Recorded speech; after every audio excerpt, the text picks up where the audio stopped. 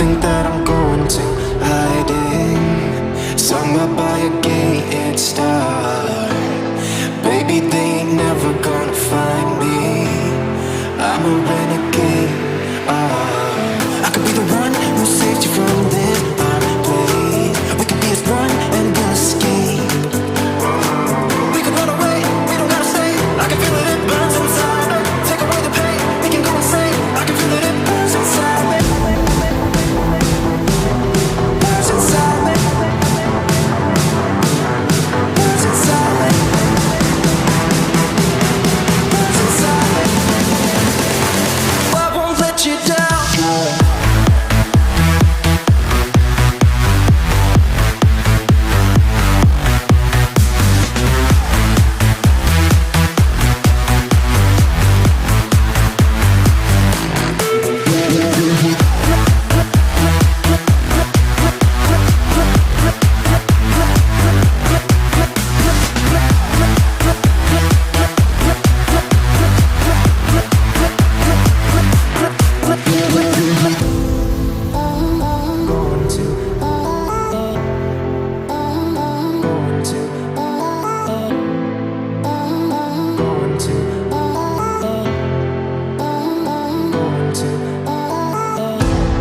We could have the world to ourselves, going to a place that's far, staring at the stars for hours, 'cause you're a renegade. I could be the one who saved you from this place. We could be as one and we'll escape. We could run away, we don't gotta stay. I can feel it, it burns inside me. Take away the pain, we can go insane. I can feel it, it burns inside me. We could run away, we don't gotta stay. I can feel it, it burns inside me. Take away the pain, we can go insane. Trust me, I won't let you down. I won't let you down. Hey, I won't let you down. I won't let you down. I won't let you down. I won't let you down. I won't let you down.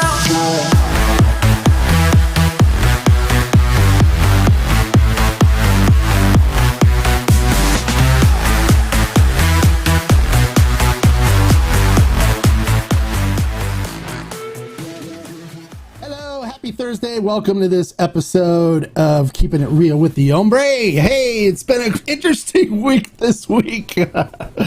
Oh, yes, I released my special video on additives, and the response has been actually pretty amazing. I've been getting a lot of messages from a lot of the master distillers out there that I love and respect, and a lot of them are coming back and saying, great job on the video. It's about time somebody told the truth. They loved it. I mean, lots of like applaud emojis sent to me through WhatsApp and Messenger and stuff, and it's been extremely positive. I have had some people that have attacked me because of it, but you know, hey, that comes with the territory. When you're stepping on people's toes or something, a lot of times they'll come back and try to attack you or discredit you for it, which is fine. It doesn't bother me. I'm all about telling the truth, right? Giving you guys the real information and then letting you make decisions. So today we're going to talk a little bit more about additives and talk about the whole additive subject, but I wanted to go over some other things first before we jump into additives. So I did a review yesterday. I was really impressed with this Rosa. It's Dos Angeles. Now, it's not readily available across the U.S. right now. We don't have it on Ferment and Still, and it's probably going to be a while before we get it because they don't have distribution in California. But if you're in Colorado, pick up a bottle of this Dos Angeles Caídos Rosa. It's really good, and I was really impressed with it. It comes out of a distillery out in Amatitan, 1522. They make a brand called Four Copas there too, which I'm going to get and review and revisit Four Copas, because it was really good back when I've had it several years ago, many years ago, and I haven't haven't had it since, but I want to revisit that. But it's funny, I did do the review on this, and I did get a message from the master distiller. His name's Jaime Villalobos Souza, and he was very thrilled that I enjoyed the Rosa. I enjoy it, so I'm going to enjoy this bottle. I'm definitely going to be finish this thing off. It's really good. It's really delicious, well balanced. I love the flavor profile that the Tempranillo wine adds to this, that they got the barrels from the Valle de Guadalupe. Or if you're not familiar with the Valle de Guadalupe, it's a wine region just south of the border here between California and Mexico. And it's got a bunch of wineries there, but also a bunch of world-renowned chefs that are working in restaurants there. It's known for food and wine. It's a very touristy area, and it's they have some good stuff there. My wife goes there on girls' trips. I've yet to go, but she goes on girls' trips with some of her friends. One of them goes there quite a bit. So they go to Puerto Nuevo and head out into Rosarita, and then go into the Valle de Guadalupe and spend a couple of days there. They normally do girl trips on a weekend and stuff, and it's they enjoy the wines. My wife brings some of the wines back, so I've tried some of the wines from the Valle de Guadalupe, and I enjoyed them as well. So this was an interesting surprise for me. I didn't know what to expect, but I was pleasantly surprised. I really enjoy the Rosa. The Blanco was good. It's a typical Blanco. There's nothing wrong with it at all. It's definitely enjoyable. But, you know, a lot of things with the Blancos out there these days is they're all pretty much, you know, right in line with each other. A lot of places. I mean, there's some poor quality ones out there too, but a lot of the good distilleries that do it right and stuff, they're all good.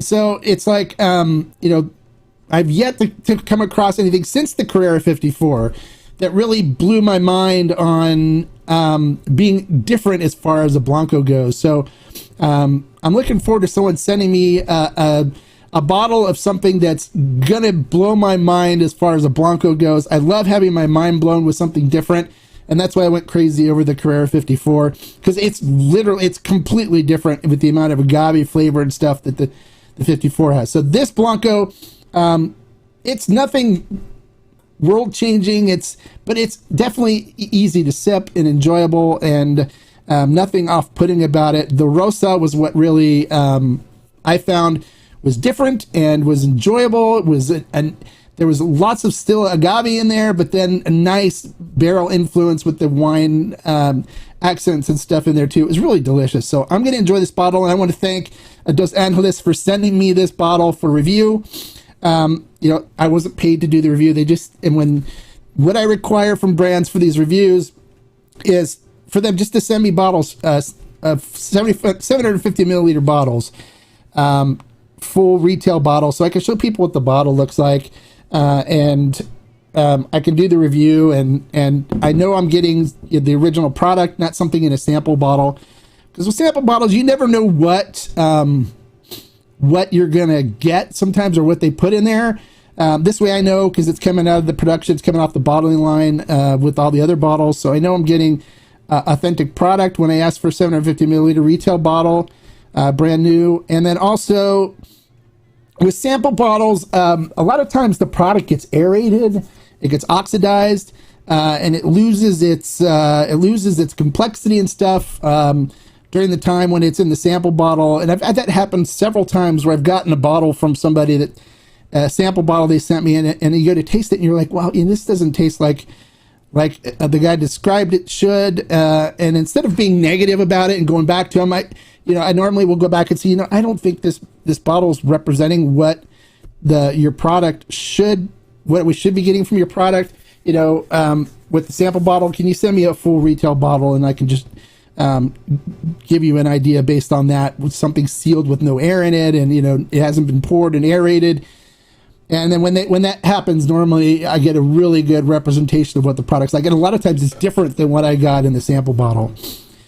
So this is a really good brand. I enjoyed this one, and if you guys are in Colorado at all, if any of you are in Colorado, look for the Dos Angeles Caídos, and try the Rosa. And if you do, send me a note. Let me know what you think after you try it. I think it's delicious. I would love to have this readily available here, so I can get more, because I know I'm going to let my wife try this and see what she thinks. I think it's because it doesn't have a burn and as much alcohol like burn and stuff to it as some of the others do, and the fact too that it has a little wine. She's a wine drinker.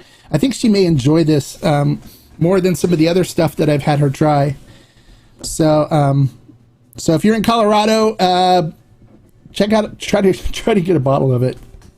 It's good. It's really good. I'm going to enjoy it. I know I'm probably going to end up finishing this within the next week or so. So because I'm going to enjoy it with some good cigars and during my downtime of relaxing and just hanging out with the Lego City and stuff. So, all right, so let's check in with our subscribers and see what's going on here.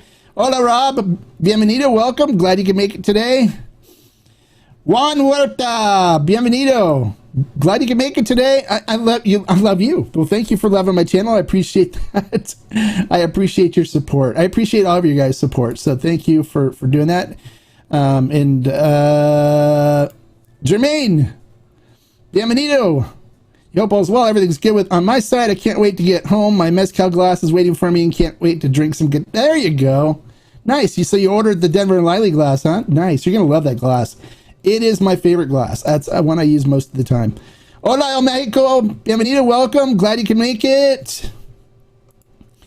So I have a bottle from the mid 1990s of Three Generations Añejo. I enjoyed it back then and was wondering if you can provide any feedback on how it was made before compared to currently.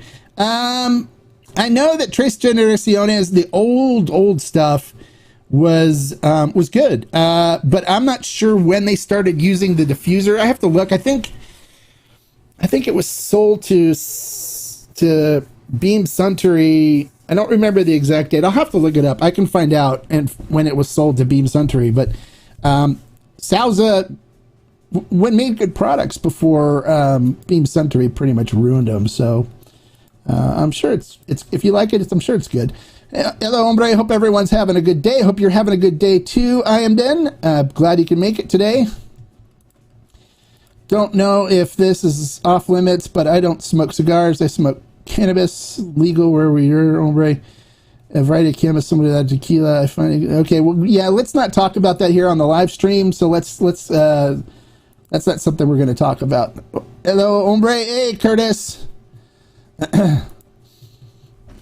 Yeah, we're not. Those are topics that we're not really even supposed to discuss cigars here. So YouTube frowns on that type of stuff. So we're going to keep those topics off here, but we can talk about it on Instagram because they're open for everything there, and that's better on Instagram. So yeah, Curtis, hello. Thank you for coming. Bienvenido. Welcome. So let's talk a little bit about the additives thing. You know, I put a little ripple in the tequila universe today by putting that out, and it's fine. Because a lot of the positive feedback that I got from it was worth it.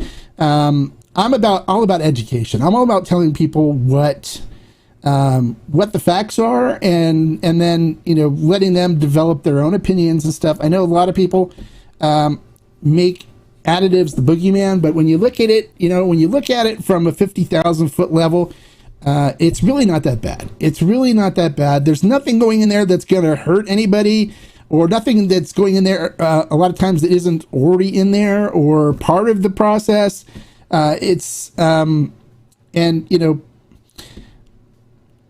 People have made it the boogeyman to the point where a lot of the distilleries and stuff, a lot of the brands get harassed. They get harassed by it. And there's no reason to get harassed. None at all. So let's talk a little bit about additives today. Okay, a lot of the distilleries out there don't use them. They don't believe in using them. They don't need to use them. A lot of times when additives are used, it's because there was some stuff in the process that was not paid attention to, and developed a product that needed help flavor-wise.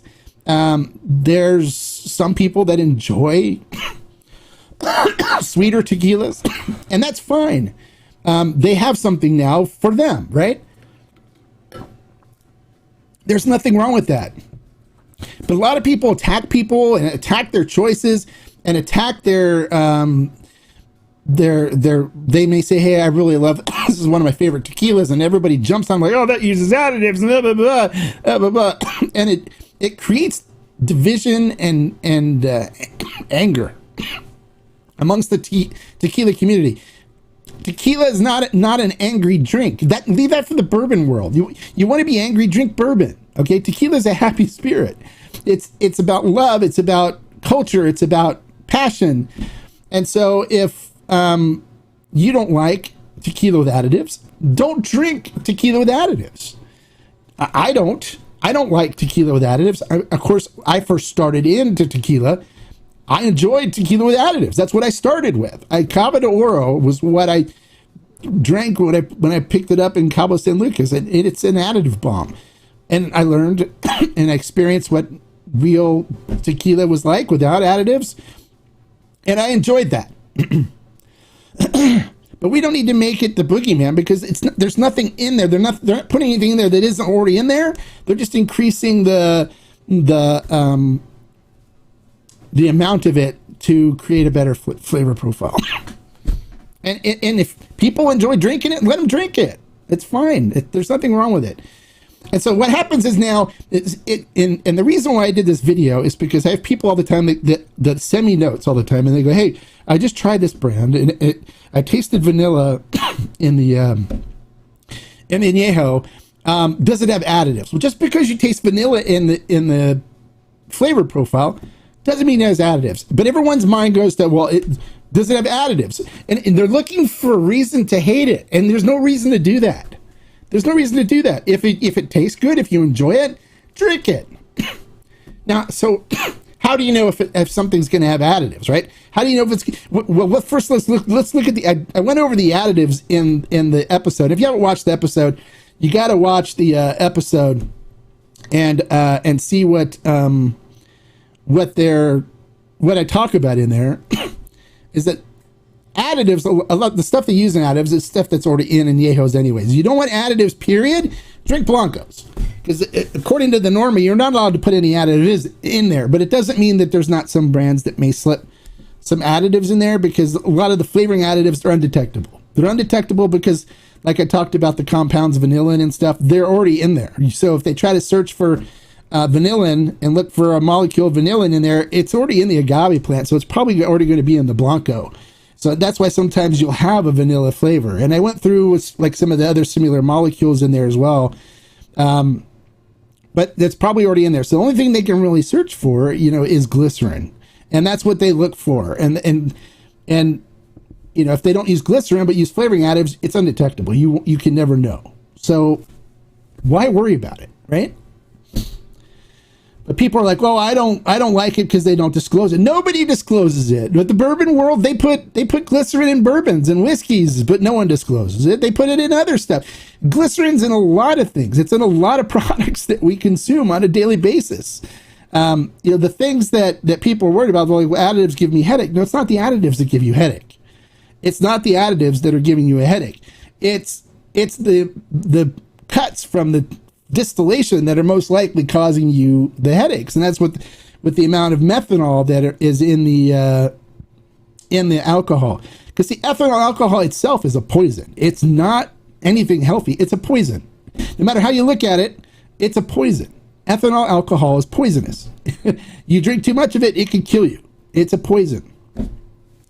So, and it does not good things to your body, and that's why we get drunk and feel the way that we do. So the whole point of that video was to not demonize additives and not go after brands or go after master distillers because you think it has additives and they're telling you that it doesn't. A lot of these flavors that you taste in añejos and repos and blancos, they come from the barrel. They come from the wood. And for those of you too that are doing the aging projects with the Beyond Barrel aging staves and stuff that we do, they have beautiful vanilla and chocolate notes and caramel notes that come through from the wood. And we know there's no additives in these. It's just the wood, right? So the mere fact that they put a tequila in a barrel means they're putting additives in the tequila. But the wood is doing the addition, adding the additives. It's not somebody dropping the flavor molecules and stuff in by hand. So what happens though when they do put additives in by hand, or actually, let me see. What was I going to say? I just totally lost my. So it's the barrel. So if you don't want additives, stick with blancos. Aged spirits, by definition, have additives in them because that's what the barrel's doing. So you're putting vanillin in there through the wood. Instead of putting vanillin in there through flavoring. What is this? What additives give you a hangover? It's not it's methanol that gives you the hangover. It's from the cuts. It's not from additives, because all that stuff that's there is in there anyways. So it's not the addition of vanilla flavoring or caramel flavoring that's causing you to get a hangover. It's methanol. It's methanol from not doing clean cuts. So it's poorly produced tequila. Like some of the ones where they use diffusers, they do quick fermentations on them using like turbo yeast. And when they do that, there's sulfur, there's a lot of methanol in there, and the CRT sets limits as to how much methanol you can have in the tequila. And so as long as you're under that limit, they'll let it go. But even some people have some massive reactions to the amount of methanol, to methanol in general. So the less methanol that tequila has, the less chance you're going to have of having a hangover from when you're drinking it. But still, if you drink a lot of tequila, ethanol itself will give you a hangover. It's just a matter of how much you drink and whether you're drinking water with it or whether you're eating with it as well. You don't eat, you drink tequila on an empty stomach, no matter what quality you have. And you don't drink water to rehydrate yourself and eat something and stuff, and you drink a ton of it, you're going to get a hangover. There's no such thing as hangover-proof alcohol, because ethanol is ethanol. It's ethanol. It's alcohol. It's going to give you a hangover.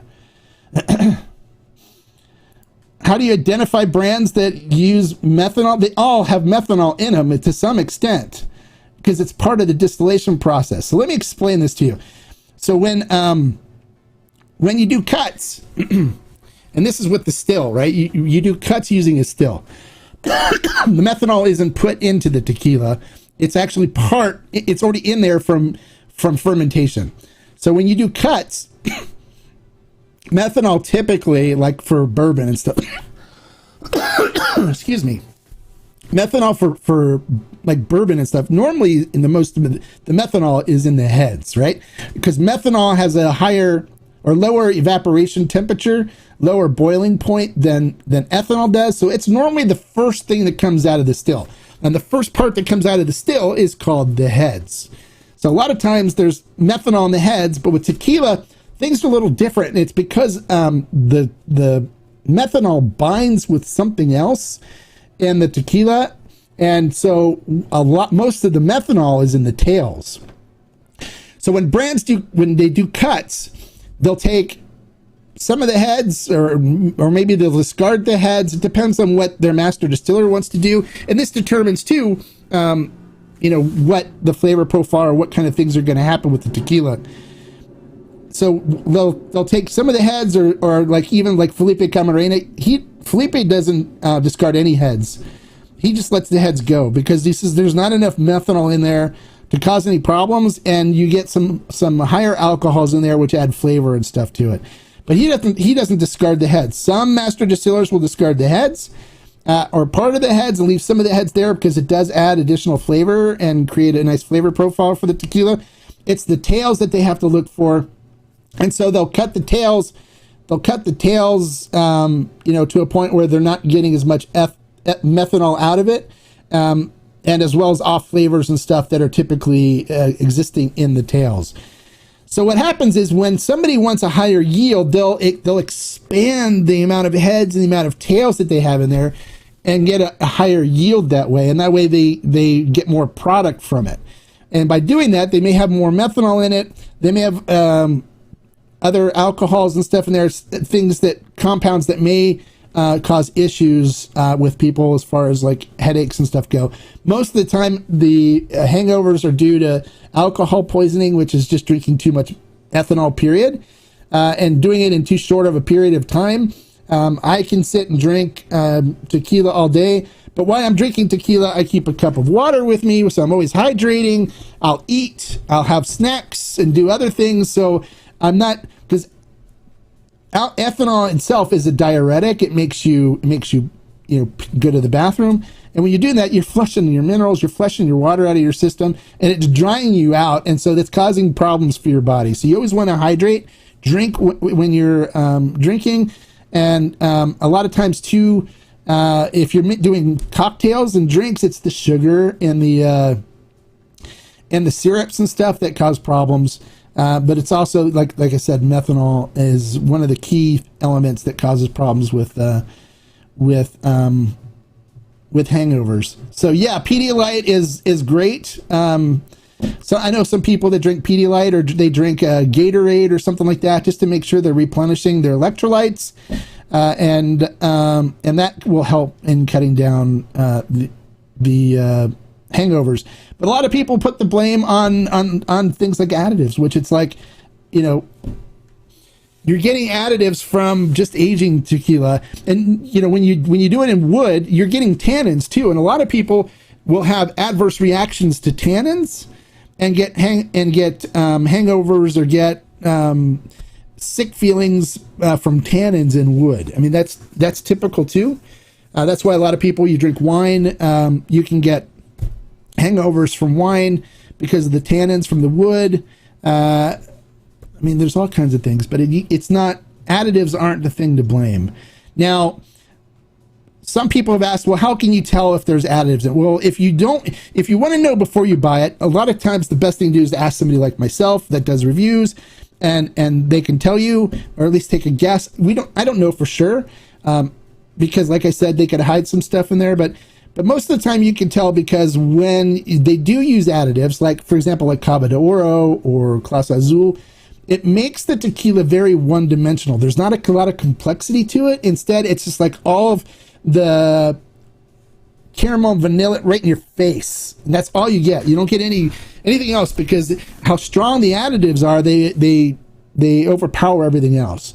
And if you don't like that sweetness, you don't like that flavor profile, then stay away from it, right? The natural stuff will have less amount, because the wood, they're not putting as much in as what you're getting from when they add additives. But there's people out there that enjoy the additives and enjoy what effect it has on the tequila, and there's nothing wrong with that at all. There's nothing wrong. My wife loves additives. I am not an additive fan. I don't like additive tequila. My wife loves the vanilla and chocolatey, caramelly stuff, and can sit and drink additive stuff all day. She loves it. And that's because it suits her palate. It suits the flavor profile she prefers. It doesn't, a lot of times too, because they put glycerin and stuff in there, it doesn't have the alcohol burn that she feels going down her esophagus into her stomach. and so she can drink that. But when we do cocktails, I use the good tequila and stuff, and she enjoys that and the flavors that imparts. So so there's nothing wrong with them. Let's stop making it the boogeyman. It doesn't need to be a boogeyman. So what was to say?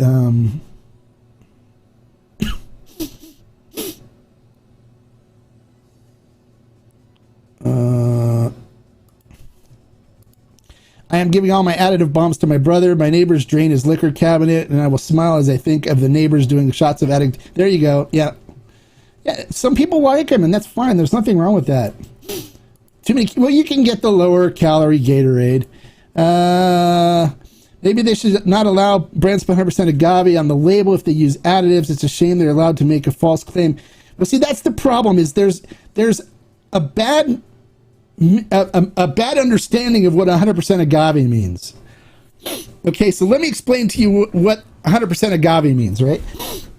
100% agave doesn't mean it's 100% agave in the bottle. It just means that 100% agave was used as fermentables in the tequila. And the reason why they did that was because during the 70s, 70, I think even the part of the 80s, there was a shortage of agave, just like we had just recently here.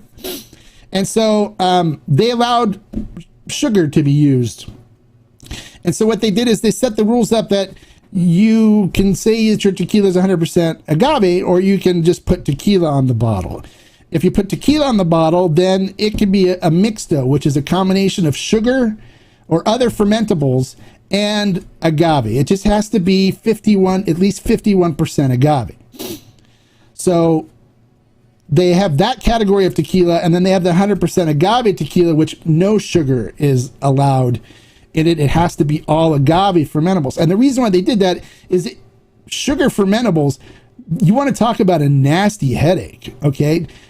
Mixtos will give you a nasty headache because of the sugar in it.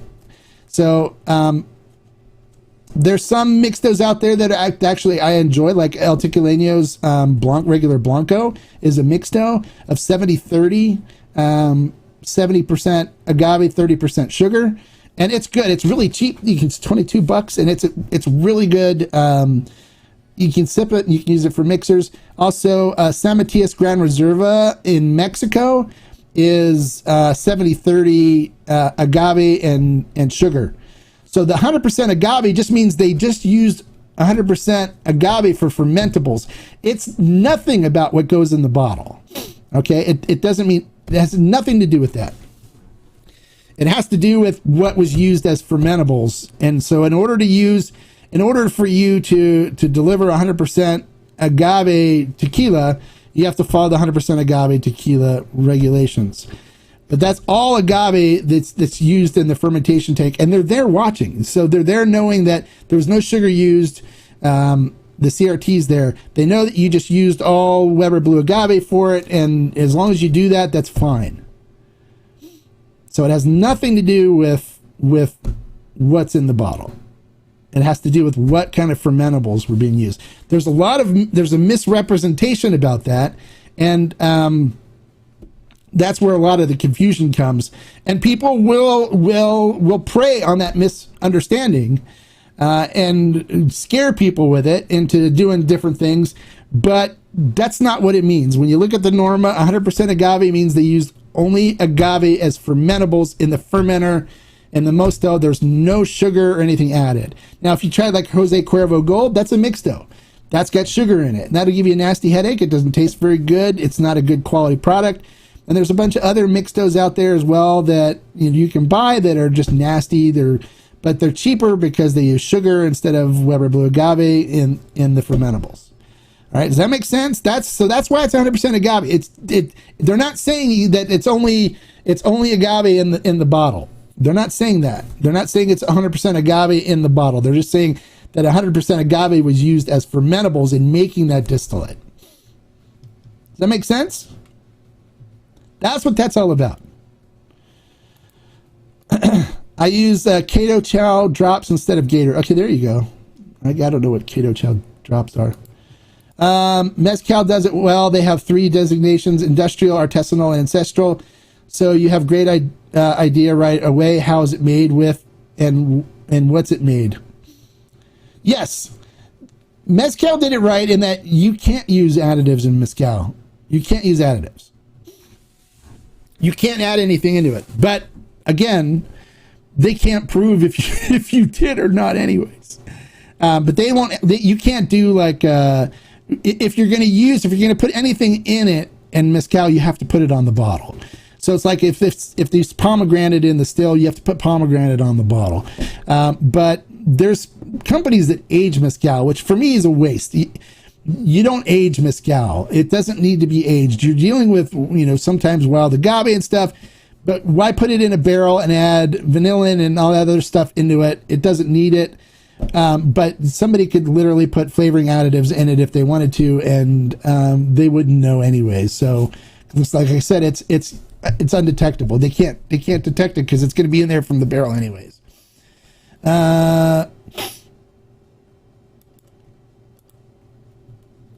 Okay, I already did that one.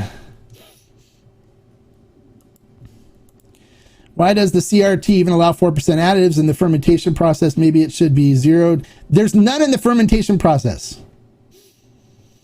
There's none allowed in the ferment. They do not put any additives in the fermentation process. So that's another misunderstanding there. There is none in the fermentation process. It's only agave in the fermentation process. Now what happens is they'll put it in a barrel and they'll age it, you know, and then it comes out and they're going, yeah, okay, this isn't exactly what we want for our flavor profile, so we'll put a little more vanilla in it and a little more caramel, add a little more caramel in it to get the flavor profile that we're looking for. It's done after it comes out of the barrel, before it goes into the bottle. That's where they add the additives. It's not in the fermentation process. In the fermentation, it's only agave for 100% agave. There's nothing else in the fermenter besides agave.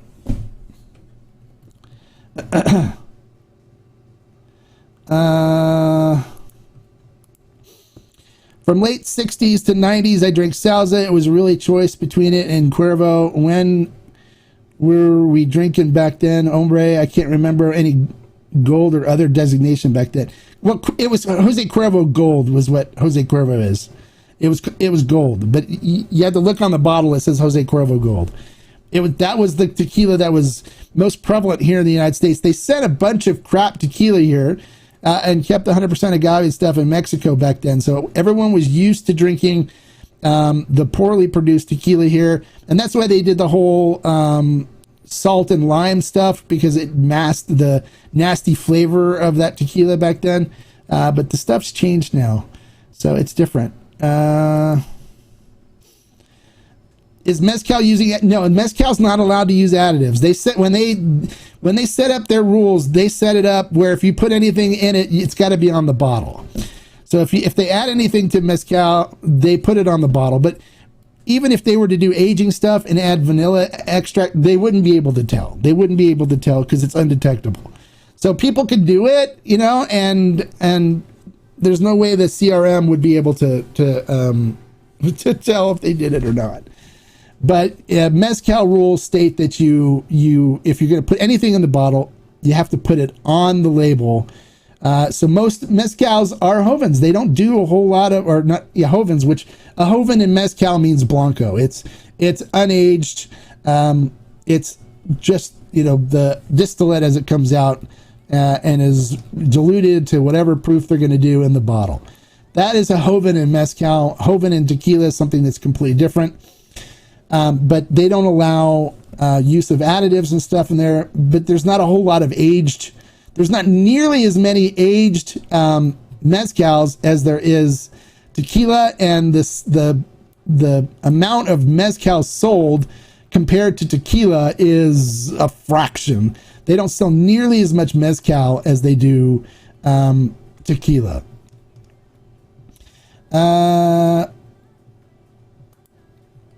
Okay, makes sense. Okay, good. All right, good. I'm glad that makes sense to you now. That's kind of the way you have to go after it, is understanding is the 100% agave just means that there's only agave used as fermentables. There's no other sugars, nothing else used, just agave. And that's the case because the CRT is there when they're making the tequila to watch to make sure they're using Weber Blue agave. There's been some distilleries that got busted for using espadín back probably, let me see, what are we, 20 years ago probably. There was some distilleries that, you know, agave was expensive, and so Weber Blue agave was expensive, so they were bringing in cultivated espadín and using that, and they got busted. Then they had their whole stock confiscated, and they actually shut down the distillery too for using espadín instead of Weber Blue agave in the tequila. So I mean, there's all kinds of stuff that happens out there, but you know, a lot of the brands that are getting attacked don't rightfully deserve to be attacked, and they do it because, you know, they ask if they use additives, and they say no, and they don't believe them, which, you know, it causes a lot of problems for people, and it's not nice. It doesn't need to happen. you want to know if they use additives or not. The best thing to do is, number one, try the tequila. And if it tastes flat, if it tastes like a pure vanilla or cupcake, or tastes super sweet and you don't like it, don't buy it again, because chances are it's probably got additives in it. If it just has a heavy vanilla profile, I've had barrels, stuff that comes out of barrels that are rich in vanilla, because there's lots of vanillin compounds in it, and it's just, but it's, you know, coming from the barrel, which, I mean, vanillin's vanillin, whether it's being put in by hand or by a barrel, and that's one of the reasons why too. It's like you don't know if they're putting vanilla extract in it or not. There's no way to tell. So for anybody to say anything's 100% additive free without being at the production facility watching every batch being made, it's basically telling you an untruth. They don't know that for sure. They can't tell you that. Now, the only way I know that they're not using additives is I've been to the distillery. I've gotten to know the people that make it, and I know what their feelings are. And if you talk to some of these master distillers that produce, a lot of times, if you don't demonize it and make them get defensive about it, and you just say, hey, look, this doesn't taste like more natural tequilas I have. Are you putting a little bit of additives in here to boost the flavor profile for those that like sweet tequilas? And you make it so you're not attacking them or you know, putting them on the defensive. A lot of times they go, yeah, you know, we add a little something because this is more for the people that like sweet stuff. You know, and then there's some distilleries go, oh yeah, no, we won't use additives at all. We don't need to. We think our tequila tastes great without needing to add additives. And then there's some brands that use diffusers and use column stills and need to have something in there to boost it, because the column still produces more like agave vodka than anything, and so it needs a little bit of flavor help, you know, in it when it goes into the barrel, and so they'll add a little stuff in it. Or if they're just using a bunch of barrels aging quick and want to make it more vanilla or chocolatey or whatever, they'll add stuff in it. Or if it's got a weak mouthfeel, they'll add a little glycerin in it, you know, just to make it give it a better mouthfeel and round it out a little bit more so it doesn't burn as much, so the people that they're catering to can drink it and enjoy it. And obviously the people that they're catering to isn't us. It isn't us. But, you know, we're not everybody that everybody's targeting. We're a small percentage. And so we have our brands that we need, our distilleries and stuff that we can stick to, and leave the other ones alone. If they want to do that, fine. I don't want to drink Cazadores. I don't want to drink Sauza. I like drinking from the distilleries that I know and I've been to and I'm friends with, and I know their passion and what they're into doing. I don't want to buy stuff from the distilleries that are just there to crank out as much tequila and make as much money as they can without putting their heart and passion into what they're doing and paying attention to the processes. I don't want to put money in and help those type of distilleries, but a lot of people do, and it's like, hey, every day I get other things like, hey, this tequila just came out. Have you heard anything about it? And it's like every single new tequila that comes out, they want to know whether they should buy it and stuff. And it's like, okay, well, look at what distillery that comes from. It comes from this distillery. They're known as the Candy Factory. They make a bunch of 150 brands, and it's got, most of them use additives, and there's not a good quality product. Why would you want to buy anything that supports that distillery, no matter if they made a good one or not? It's like, I don't. So everyone gets caught up on trying to, hey, I want to taste every tequila. I want to try, but not every tequila is made for us. There's some tequilas that are made for people that like sweeter stuff. There's some tequilas that are made for people like drier stuff. There's a bunch of stuff. There's something for everyone. And so let everyone enjoy it, and let's not pick on people, and let's not cause problems for people in the industry. Instead, let's understand what it is. And it's like hamburgers, right? You go to McDonald's, you're going to get a hamburger, and it's not going to be the best quality hamburger there is. But it doesn't mean we need to force McDonald's to start making better hamburgers that are on the same level as In-N-Out Burger or Five Guys or some of the other top, better quality hamburger chains out there. They've got their people that they cater to. Let them do it. It's fine. There's nothing wrong with that.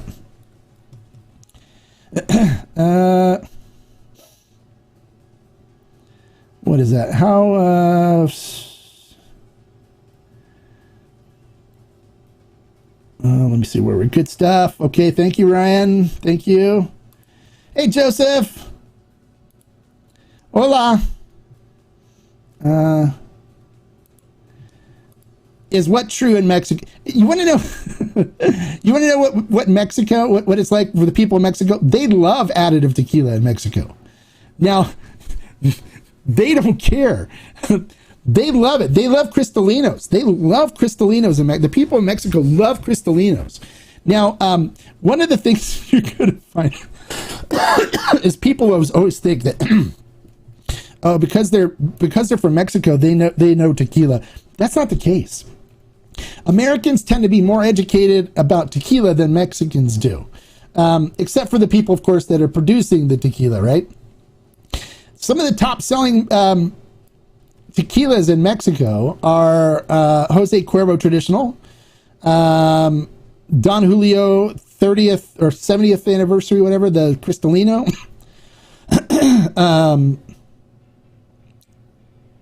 Tres Generaciones from Sauza, which is gross.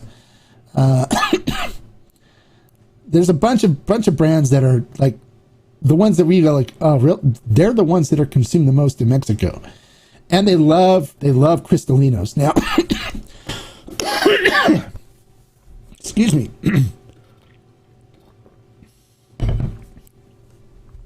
So one of the things that's funny is I told you about the San Matias Gran Reserva version in Mexico is 70% agave, 30% piloncillo sugar, which is a brown sugar, a Mexican brown sugar. So what they did is, and the United States version of San Matias Gran Reserva is 100% agave, and it says 100% agave on the bottle. So if you ever go to Mexico and you see a Gran Reserva bottle, the black bottle, the San Matias Gran Reserva, it will not say 100% agave on it because there's sugars in the fermentables. But they did it. They did when I was sitting with my friends at Casa San Matias, Carmen Villarreal, who's a good friend of mine, a sweet person. I love her. She's amazing. But when I was talking to him, I said, so why did you select to use a mixto for the San Matias Gran Reserva versus the 100% agave? And they said, well, they go, interesting. We did a focus group. We did a focus group where we gave them the 100% agave and we gave them the 70-30 of the San Matias Gran Reserva and asked them which one they prefer. And the majority of people in the focus group picked the mixto over the 100% agave. And it's like, really? And if you taste the mixto, it tastes good. There's nothing wrong with it. It tastes great, but it's not 100% agave. And if you drink the mixto, a lot of times you will get a headache from it. I do get a headache from drinking mixto because of the sugar. Sugar, anytime you do a straight sugar mash, a straight sugar fermentation, you're going to get a headache because there's nothing else in there. It's like honey too. If you've ever tried mead, which is fermented honey, which is straight sugar in there, mead will give you the worst hangover ever if you drink a lot of mead. And if you're not drinking water and taking, eating stuff, so you're replenishing your vitamins and stuff in there, mead will give you a nasty hangover. And there's stories back in history of when an army wanted to conquer another army way back. I mean, in way back history, they would throw a party and invite the other people over and give them mead. And then they were so hungover and hurting so bad from drinking mead with them the night before, they would then go wipe them all out and kill them all and take over. And so that's how bad mead is, because of the sugar content, because it's all sugar. It's not, it's not fructose, like agave is. So the people in Mexico, people think that they know tequila, and they'll come out and tell you they know tequila, but they don't. And most of the master distillers will tell you, they go, people here in Mexico don't know crap about tequila. They go, people like you in America, you guys know more and understand more what we're doing and what tequila is all about than the people here in Mexico do, which is a shame because I think more people should take more time to understand tequila, and if they did, they wouldn't be drinking the Jose Cuervo traditionals and the and the stuff. And when you ask people in Mexico, they're like, yeah, I drink Jose Cuervo traditional. And you go, okay, well, why do you drink Jose Cuervo traditional? They go, because my dad did, and his grandfather did, and his father did, and then his father did. And this, people in my family have been drinking it for ages. And then if you ask people too, like, well, why do you like Cristalinos? And they go, because it's luxurious. It's luxurious. And they're like, oh, so that's the reason why they created things like Cristalinos. And it's because it gives them an image of luxury. When they show up to a party with a clear tequila that has vanilla and chocolate notes in it, they're like, oh, wow, okay, so you got a Cristalino there. Ooh. And they're like, yeah, I got Crystal. We're luxury now, baby. Let's go. Let's party. But then they also just take shots. They don't sip tequila. The only people that really sip tequila that I've talked to are ones that know about tequila, that are educated about tequila in Mexico, as well as the people that work at the distilleries. They'll do sips, but even sometimes people at the distilleries do shots. So, but a lot of times in Mexico, they take shots. So,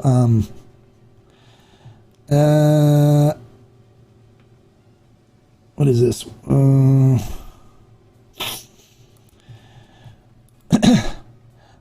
When I toured El Pandillo, I was told their tequilas wouldn't give you a hangover unless I overindulge. Yeah, well, what's the point of overindulging, right? I mean, it's true with any tequila, but it's just knowing that point, where you get to overindulging, right? But yeah, and it affects different people. It affects people differently. But it's true. It's more pure because the cuts are better than a lot of the other tequila, like Jose Cuervo and stuff out there. They do a better job of managing the cut, so you're getting a better quality distillate than you would from somebody like Sauza or from like Jose Cuervo that has the column still pumping stuff out from the diffuser, doing a 24-hour fermentation, quick producing, so they can get it out on the market cheap. It's a completely different animal. What is this? So far, I found that I found whatever the hombre likes, I have liked. Well, good. I'm glad that our flavor palettes have matched up. That's good. In Mexico, they typically drink what the fathers and grandfathers. Yeah, exactly. There you go. Some of the brands were good, and the other exactly. And they'll continue drinking it, and they don't care. And it's like, haven't you noticed the flavors changed from back when you were first drinking it to now? A lot of times they go, yeah, but it's my brand. Okay. Yes, exactly. Same crap. The top sellers that are here. Exactly. Yeah, because it's cheap, right? It's readily available. Big Liquor owns a lot of them now, so but it's because it's cheap and stuff, and people don't know. They see it on the shelves and all the grocery stores and stuff, so they buy it. Exactly. They drink a lot of Campo Azul and Pueblo Viejo and Jesus Maria. Yep. That's because Campo Azul is right there and around us, and so they see all the signs and stuff everywhere. And Pueblo Viejo is really inexpensive, but a good quality tequila. But it's just in Mexico, they don't like to spend money on large amounts of money on tequila. And that's one of the reasons why if you go to Mexico and you go to like Arandas or Guadalajara in general, and you go into some of the stores there, you can find some rare bottles of stuff that you can't find here for pretty good prices. But they're more expensive stuff. Like when I go to Mexico, sometimes I'll pick up like Tapatio Excelencia there. I pay $130 for a bottle there, and it would have been sitting on the shelf collecting dust because people in Mexico don't like spending a lot of money for an expensive bottle, unless, of course, they're an educated connoisseur that which is an exception to the mass general collection of people there. And so one of the times I went, where is it? I'll show you guys.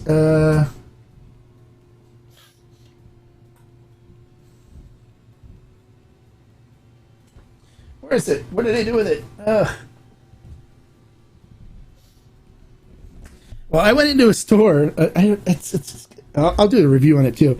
I found that the Viva Mexico Extra Añejo, they only made 50 bottles of it.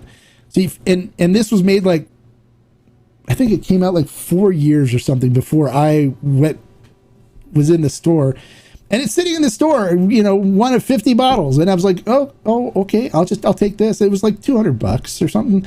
But it's because it was so expensive that people they won't buy it. So you can find some of the nicer bottles there, older bottles and stuff too, for a pretty good price, because people in Mexico generally won't spend a lot of money on tequila. Generally. Now, there's some exceptions, of course. There's people that will. Thank you, Jermaine. Yes, please hit the thumbs up button. Give me a like for the information I'm sharing with you today. It's all good information. Hopefully you're enjoying it. Worst hangover for me was caused by something called Southern Comfort. Yeah, Southern Comfort. That's because of the way they do their cuts and stuff. The first thing you pick up in tequila is strong agave notes. I figure it's a lot less likely there are additives. Nothing to cover up there. Exactly. If it's got a agave on the front, if anytime you taste something and you go, yeah, I taste cooked agave. I taste even like some wood notes, and you're picking like other things up, like maybe a little bit of cherry and stuff like that in there. When it has complexity like that, it doesn't have additives, because once they start putting additives in it, the additives wipe out everything. They take over everything. So it's like, if you noticed, if you tried like 1942, right? 1942, it tastes like a vanilla bomb. It's all you can really taste is vanilla. And it's because the additives take over and they wipe everything out, but it makes it taste good. Same with Clase Azul. It's all vanilla caramel like flavoring, and that's all you taste. You don't taste cooked agave in there at all. You don't taste it at all. And so when you pick up a tequila and you taste it and it's one-dimensional like that, you can just assume that there's additives in it. But it really doesn't matter anyways, because if you don't like the flavor profile, it doesn't matter whether they use additives or not. Just don't buy it, right? Even if they say we didn't use additives, you just go, I don't like it, and just don't buy it. Instead of like, I bet you use that. It's like, who cares? You don't like it, don't buy it, right? That's just the way to go. And so when you ask somebody, like when somebody says to me, hey, do you think this has additives? From now on, the way I'm going to approach it is I'm going to go, look, did you enjoy the way it tastes? I think, yeah, I liked it a lot. Well, then don't worry about it. Buy it and drink it. Did you think it was too sweet? No, not at all. Okay, then buy it and drink it. It's fine. There's nothing wrong with it. There's no reason to look for something wrong with it. It's fine. If you liked it, drink it. If you don't like it, if it has a medicinal taste and it's really super sweet and it doesn't fit your flavor profile, don't buy it. Don't drink it. Now, when I first started drinking tequila, Cava de Oro was my thing, because it was caramelly and it was sweet, and all it tasted like was caramel and chocolate. And I was like, okay, I love caramel and I love chocolate. I got a sweet tooth. But then when I tried tasting real tequila, and I was turned on to real tequila by people that mentored me, I was like, okay, I actually like this more than the sweet stuff. And it's gotten to the point now where I taste the sweet stuff and I go, yeah, it doesn't, my palate's changed. I don't like that anymore. It's not good for me. So I don't buy those anymore. You won't see me buying Cava de Oro. You won't see me buying Additivo. You won't see me buying Clase Azul. I bought a small bottle of Clase Azul to try, and I was like, I'll just give it a try. It was way too sweet for me, and caramel, and it had a medicinal note in there as well. I was like, yeah, this isn't what I want in a tequila, so I'm not gonna buy it. But there's some people that enjoy that, and we can't fault them for that, right? It's their tastes. Let them drink it. We don't need to be nasty. We don't need to be mean. But we can say, hey, if you really like that stuff, have you tried tequila that has more of a pure flavor profile? You can tell them, look, that's got additives and stuff that's put in there to make it taste the way it does. And if you enjoy that flavor profile, that's great. But if you want to try something that is like a natural tequila, that the way tequila is supposed to be, try this. You can recommend stuff. And a lot of times they're receptive to that. And they'll go, okay, yeah, I'll give it a try. Or what I do, or the way I approach it, is instead of saying, oh, that's got additives. You don't know what you're doing. Ew, that's gross. And making people get defensive to the point where they just want to go, yeah, you can just go F yourself. you know, instead of doing that, you don't get people to listen to you and to take suggestions that way. Instead, you say, oh, yeah, okay, I know a lot of people that enjoy that. My wife, like, for example, my wife likes, I know my wife loves that stuff. I go, but you want to try something that's more of a authentic flavor profile that's not manipulated, try this one. It's a fraction, it's a third of the price of what you're paying for that. And it's actually produced in a lot better manner where they don't need to add stuff to make it sweet. So give it a try. Let me know how you think it compares. And a lot of times they come back and they go, yeah, you know, that was actually quite good. I enjoyed that. And you're right. It was only this much money. It wasn't nearly as expensive as this. And guess what? You've got somebody converted. Right? You got somebody converted. And you made a friend too. There's no reason to pick on people, no reason to insult people, no reason to bash people, because then people come back and they go, you're just a bunch of snobs. And there's no reason to be snobby about it. No reason at all. And when I talk to, I mentioned this in the video, when I talk to a lot of master distillers, I go to them and I say, hey, what is your thoughts on additives? And most of the time, they come back and they go, you know, we don't use them, we don't believe in them, we don't need them, because we really pay attention to our processes and how we do things here, and we make sure that, you know, we do things right. But there is a need for them, and we understand that, and there's people that like to use them, and that's fine too, and there's people that enjoy drinking them, which is fine too. So we don't have any ill feelings towards them. We understand why they're being used, but we don't need them. And that's the way they leave it. They don't go, yeah, oh no, that's nasty. They don't get all fired up about it. They're like, yeah, we know people use them. We don't need to buy them. We don't need to add stuff to our tequila because we take care of the processes, so it's made right. We make tequila the way our great-great-grandfathers made it, and we're proud of that.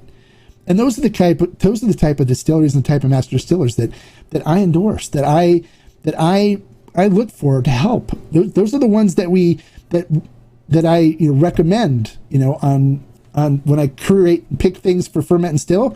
Those are the distilleries that we recommend, and we bring their products in, after I do the reviews and say that then I like them. Because there's some distilleries that don't use additives that make really bad tequila. There's stuff that's out there that's horrible. And it's because they don't pay attention to the processes. They don't pay attention to the fermentation and temperatures in the fermentation. And there's a lot of different elements within the processes that if they don't pay attention to it and they just let things go, it'll produce a low quality tequila. And they put them out, and some people enjoy them because they just do shots with them or whatever. But there's still some that don't use additives that make bad tequila. Not all the bad tequilas have additives. So it's something to think about there.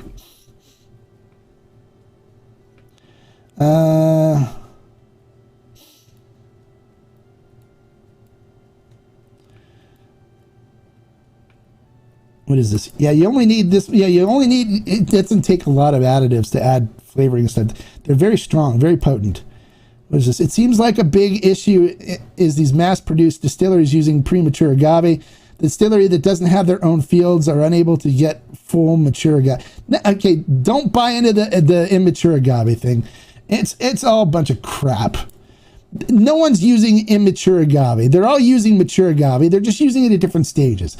Now, there's no such thing as like, oh, this is bad. This is bad agave. They're using small agave, so you're going to get bad flavors from it. That's baloney. That's a bunch of malarkey. Okay?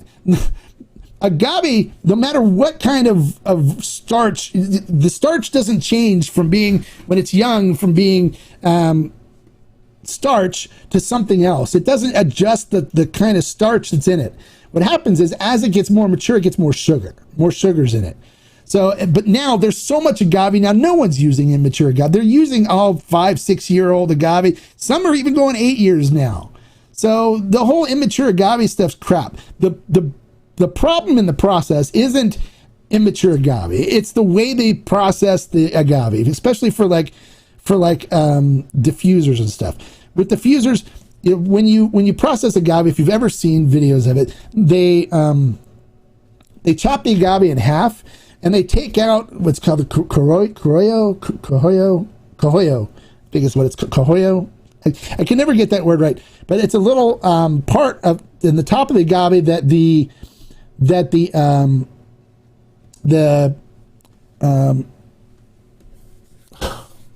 quiote comes out of. So it's the part of the agave that the quiote grows out of. That causes bitter flavoring. So when you at any distillery, if you're watching them where they're producing, you'll see guys with axes chopping the agave in half and chopping the cohoyo off and getting rid of it because it adds a bittering flavor to it.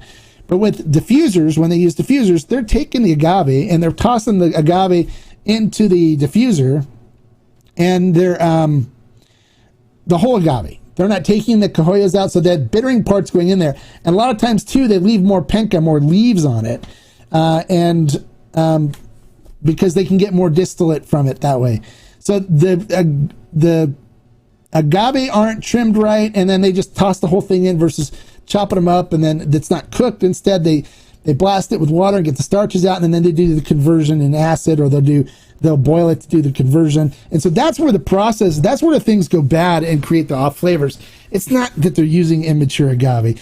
Most of the places now are not using anything less than 5-6 years old because there's lots of agave now. So there's a lot of boogeymen that have been created, a lot of information that's basically incorrect.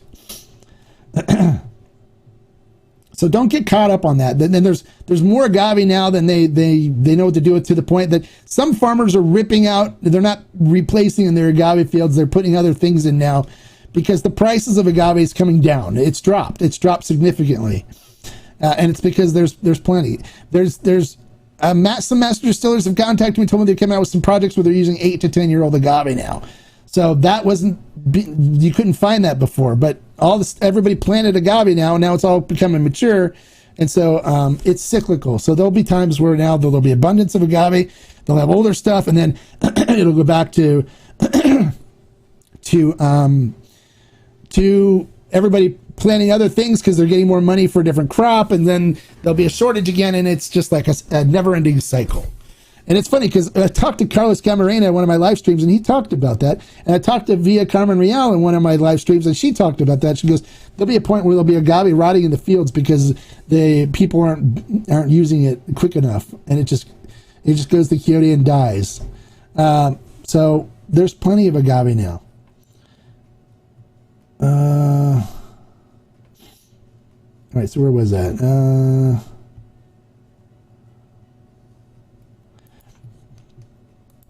All right, so Nuevo Uno Deep Añejo has an herbal aspect to it. I wasn't too fond of, more pronounced than the El Tesoro XA. There you go. But that's just the natural flavor profile that you're getting from them.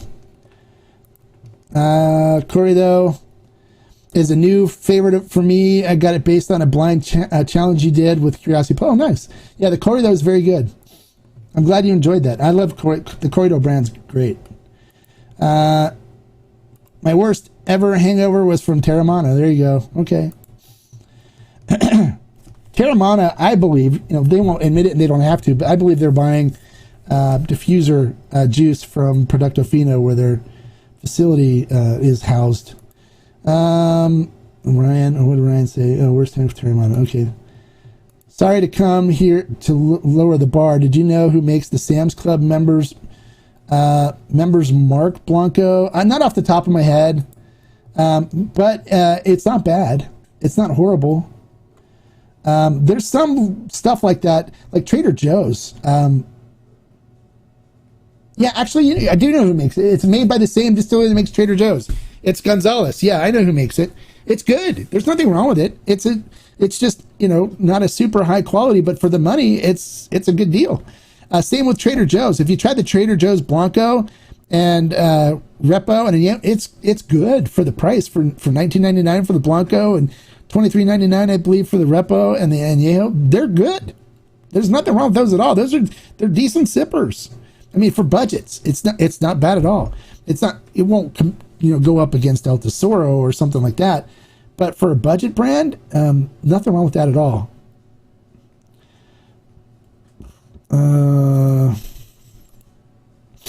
I picked up a bottle of Blanco and Repo of the same brand, and they were the same price from a major retailer. Why would that happen, Mark? A slow-selling Repo? Maybe. No, it depends on what the wholesale prices they got. I don't know. Different retailers price things different ways. So if they got, sometimes it's like the wholesalers will say, hey, we got 2 pallets of Repo, so we'll give you, if you buy 10 cases, we'll give you a deal. And so the prices will change based on what kind of pricing the retailers get from the distributors. 100% agree. Oh, thank you, Sip, Savor, and Celebrate. I'm glad you agree. Hombre, does your wife say life is too short to drink back? No, she doesn't. She doesn't really drink tequila that often, so. Hey, Hombre, happy Tequila Thursday. Enjoyed your Dos Angeles review. Why does Cali receive all the new tequilas that come out? It seems to me that Cali has a huge tequila consumption. Yeah. But a lot of times it's just because it's brought here from Mexico. We're on the Mexican border. And they're very friendly for alcohol and stuff here in California. So that's why we get a lot of the tequila and stuff here. It's imported into California. We have one of the largest ports in the world here in Los Angeles. So, and then a lot of the brands will house their product up in the large trucking area up in Northern California, where and that's why people will say, hey, at Costco's in Northern California get better tequila than Costco's here, because a lot of the trucks, when they come in, they go up to the Bay Area up in Northern California, and they bring all the product up there, and a lot of the big distribution companies here have their warehouses and stuff up there. But that's the reason why a lot of brands come into California, is because it's an entry point, it's a port of entry into the U.S.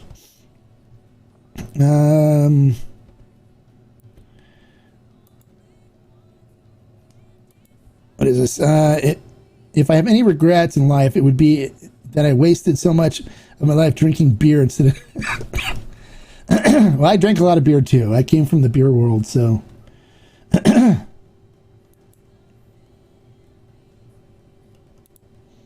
Yeah, Kogoyo. Yeah, I can never say that thing right anyways.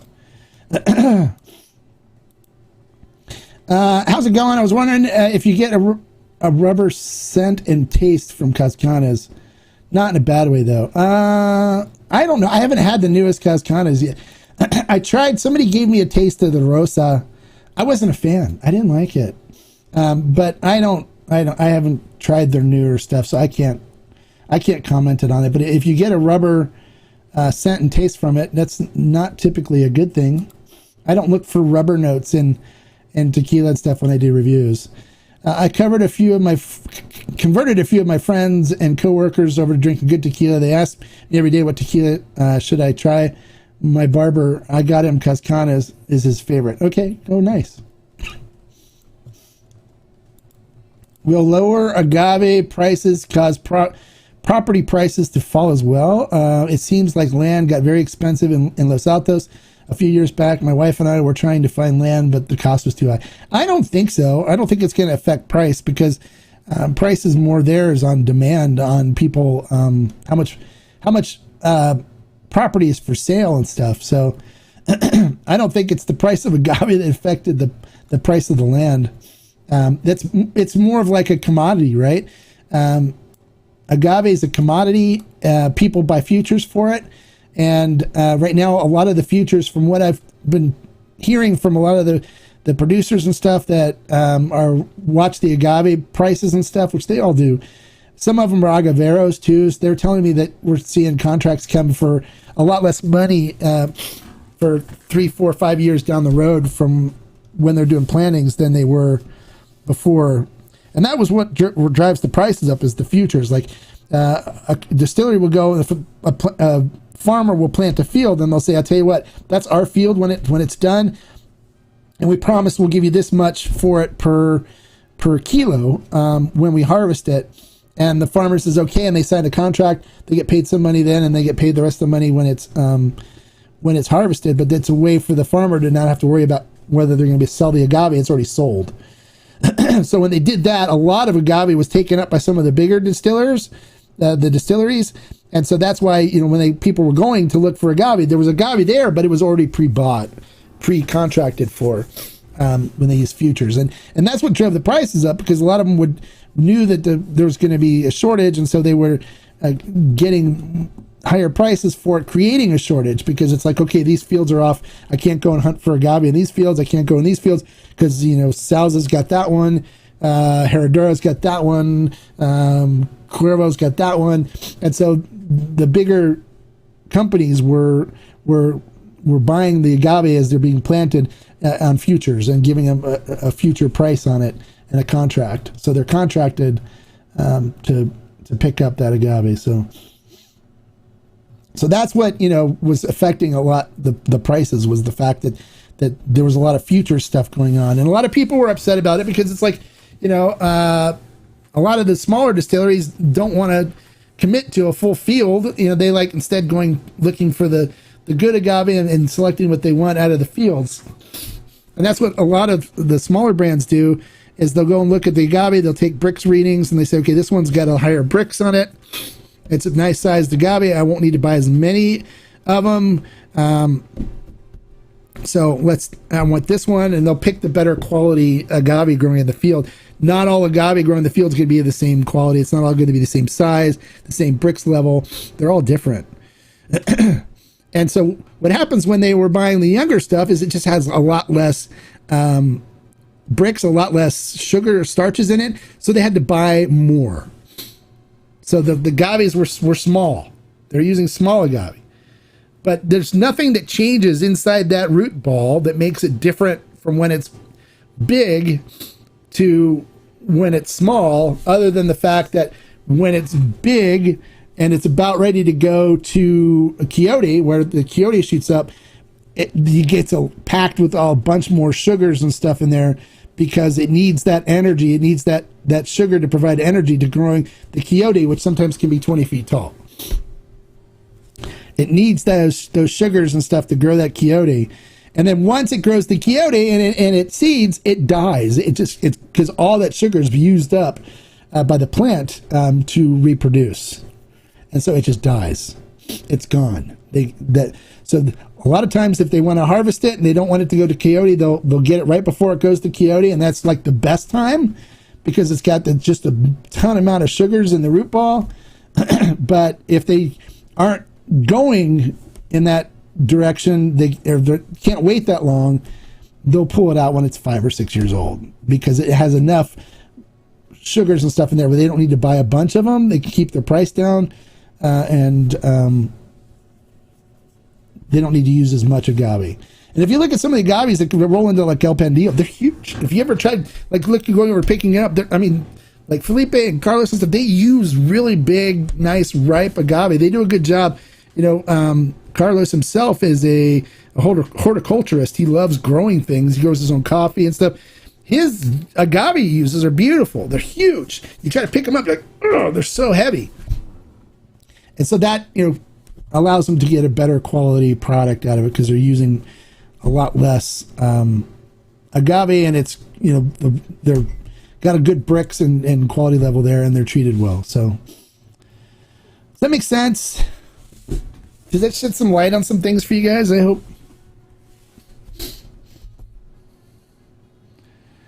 All right, you guys, don't forget to click the thumbs up. Give me a like for sharing all this information, spending this time with you guys. Click the thumbs up. It doesn't cost anything. We got 24 people on, only 16 likes. Come on, click the like button. And if you're new to the channel, subscribe. We'd love to have you become part of this community. We won't insult you. We won't pick on you. We won't. There's no snobs here. We're just giving you education, giving you information so you can make the best choices that are best for you when going looking for tequila, so you can find the stuff that you like and not make mistakes when purchasing tequila. That's what I'm all about. But I'm about also supporting the distilleries that are doing it right, that are the ones that are doing it the way their grandfathers and great grandfathers did it, and supporting those distilleries and those brands.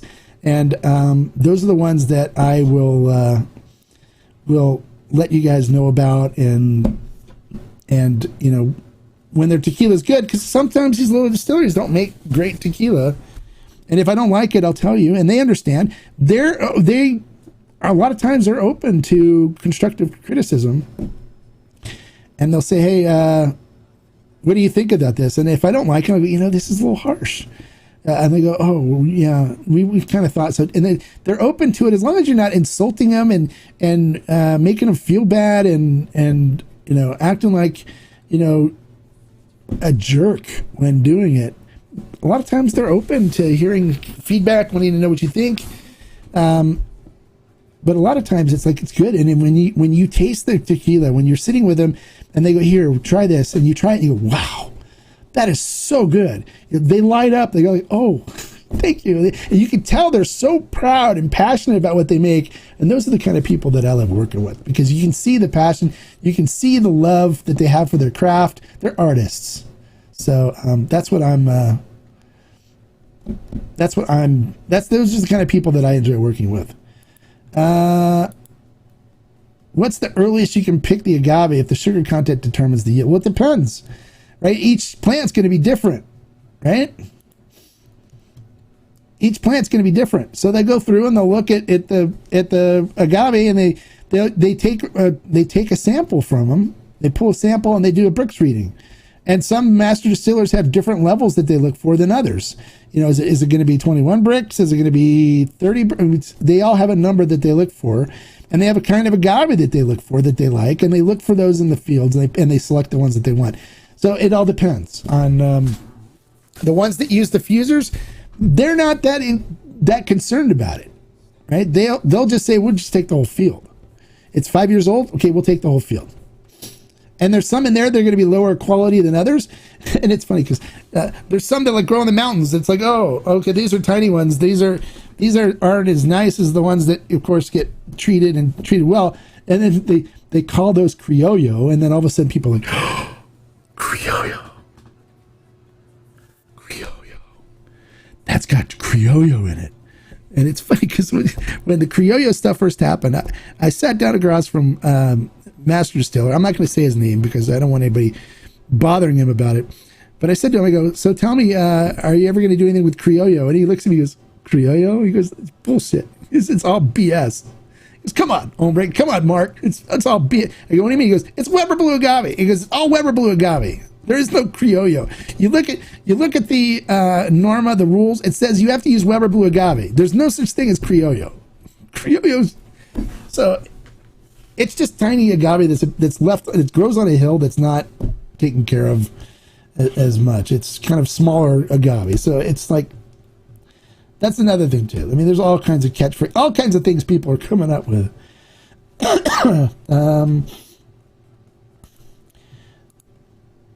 Are you still planning on a meet and greet tequila? I'm planning on a meet and greet. I don't know if it's going to be a tequila tasting. We'll see. Go Niners. Yeah. Go Lions. Yes. Interested topic is me and my sister have money invested in paying the rent for 5 years in San Juan de Escobedo, partnered with family and learning a lot. Oh, nice. That's awesome. For grown agave. Growing agave. Nice. Enjoyed the live today with my Carrera 54. Oh, nice. I love Carrera. I love Carrera 54, but you all know that.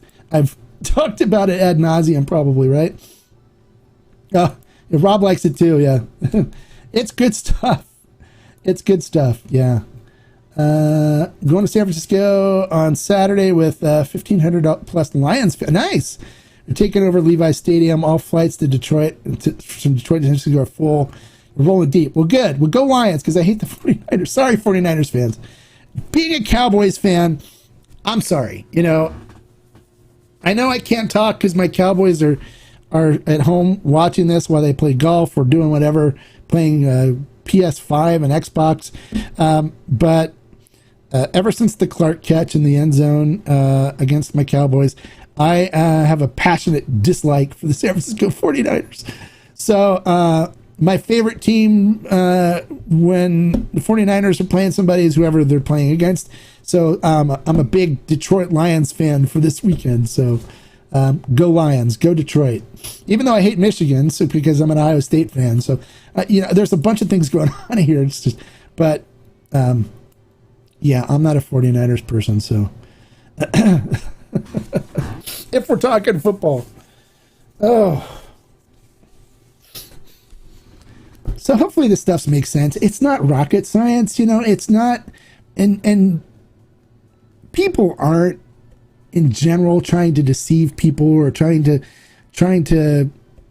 hurt people, or they're just trying to make a good product and make money selling it, because they got families to feed, they got employees to feed, they got, and their employees have families to feed. And that's the important part is, they're making a living doing it. And we have the freedom of choice here. We can choose who we support and who we don't support. And we know in general, the good master distillers out there because of the reviews that I've done on the distilleries and the products. And I'll always keep you informed when new products come out, when they send them to me for review. I'll always keep you guys informed of what I enjoy and what I like. And just stick with the brands that you find that you like. There's no law saying you have to try every single tequila out there. I don't try to buy every tequila out there, because if you do, you're going to go poor. And you're going to find bottles that you don't like. Instead, I stick with the ones that I tend to know are make good products. And a lot of times they know I'm a big fan, and they'll have their brands that are being made there sent to me to do reviews so you guys can learn about them. And it's, stick with that, and that's the way to do it. Now, like this Dos Angeles, Rosa, it was really good. So they have a new young master distiller there, and he's doing a good job. So he reached out to me after I did this review and said thank you, and he said, I can tell you exactly what he said. It was kind of a really nice thing. He said to me, he goes,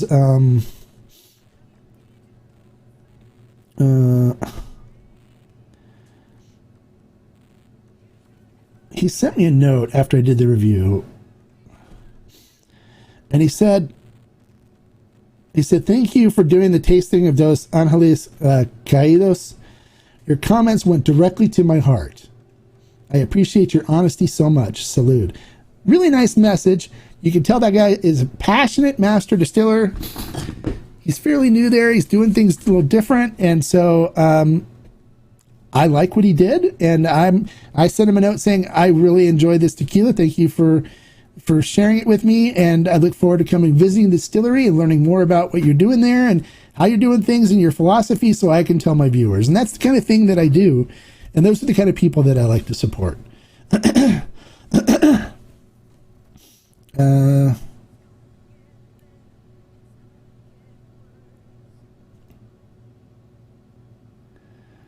Are you sipping on anything today? No, I'm not. I'm sipping water. I will be sipping later this afternoon. I'm going to be having some of this and relaxing because I enjoyed that yesterday. So this is going to the Dos Angeles Rosa is going to be my tequila of choice today. I want to spend some more time with this, because a lot of times too with these tequilas, they open up and they present a little differently as you open the bottles and drink them. So I want to see what happens with this. Yesterday, I noticed after I did the review, I had some sitting in the glass, and when I went to finish what was in the glass, I noticed more vanilla and chocolate notes. They became more pronounced, which I thought was great, and it really had the grape became more pronounced as well after it sat in the glass for a little bit. So I'm going to spend some time with this later today when I'm relaxing. After I get a lot of my work done, and then enjoy it, and then that's what I'm going to be drinking today.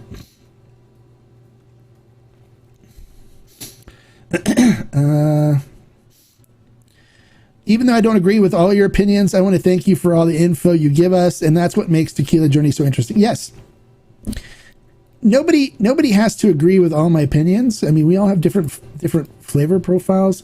You don't have to agree with my opinions, and that's fine. I don't think any worse of anybody for not agreeing with me. My wife doesn't agree with me all the time, and I love her to death. I love her beyond words, so it's okay. I still love you too. We don't have to agree. We're all friends here, and we can share differences of opinion, but let's do it civilly. Let's do it in a conversation. Let's not do it where we're insulting each other or the brands, because some of these people, they don't need to be insulted. They don't need to hear that type of stuff.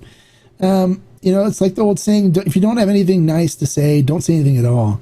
Now, one of the things that I think is kind of different with me than a lot of other people, and is I'm big into communicating and communications, and there's a lot of people out there that assume things. They assume things without reaching out and having conversations.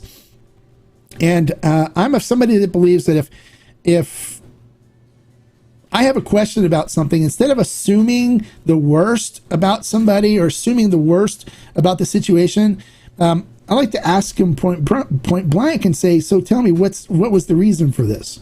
Why did you feel the need to do this? And listen to them and understand where they're coming from. So I'm always somebody that wants to better my relationship with people, and I never assume the worst of people to start. And I picked up a book, and I'm going to share this with you guys real quick. I know it's not tequila related, but every year in January, I always try to do some self-improvement stuff, because I believe investing some time in myself is a good thing at the beginning of every year. I try to learn something better and try to expand my knowledge. I picked up this book, and I'm reading it right now. And if you guys want to learn about how to communicate with people and become a better person, this is a book that I found out about. I'm starting to read. It's actually pretty good so far, but it's called How to Know a Person: The Art of Seeing Others Deeply and Being Deeply Seen. This might be something, if you're interested in picking up, to check out. And maybe we can do a tequila book club. I think that'd be kind of fun. Where we do an online thing where we all read a book and discuss about it. I don't mind reading books, but I want to learn how to communicate with people better. I'm a communicator as it is. I always express the way I feel about things, and if people ask me why, I'll be more than happy to tell them why I feel the way I do or why I do the things I do. But a lot of people don't ask why. Instead, they make assumptions. And when they make assumptions, it makes them look bad, because a lot of people that know me are like, well, that's not like you at all. So that's the kind of things that you kind of have to think about with the way we interact with people, whether we're judging what kind of tequila they posted about and what their flavor profiles are like, or whether we're just, they do something and we want to know why they did it, what the motivation behind it was. Ask, talk about it. Talk to people. The best way to not cause hate and division and problems between people is to understand them. Understand them. Take some time to get to know them. And I think if we do that, we can make the world a better place, and we can have a lot more fun. It could be a lot less hate in this world, a lot less bad, negative opinions, and instead, we're having fun, and we know each other. And in order for you to be able to love somebody, you've got to know them. It's easy to hate. You can hate people you don't know. You can hate easily. It's easy to do. But there's so much energy extended and used to hate than there is to love. So let's try to focus when we're talking to people about their tequila slugs. Ask, what do you like about it?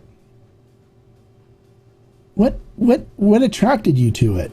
How did you find out about this? And just ask questions. Find out more about them before you insult them for making the choices that they make.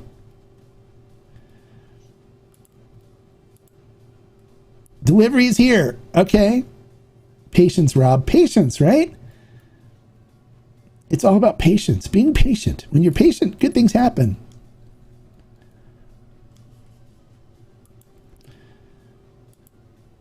Agave spirits mature somewhat in glass. Correct, Mark? They don't mature. I wouldn't say mature. They will change in glass.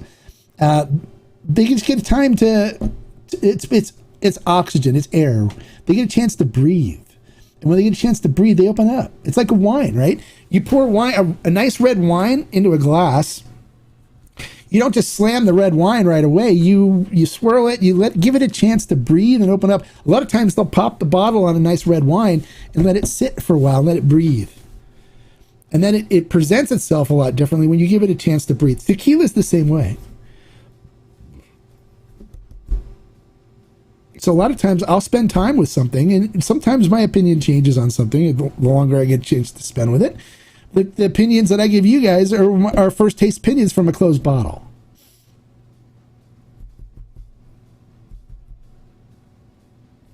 Because that's the way you're going to taste it as soon as you open up a bottle and try it. So,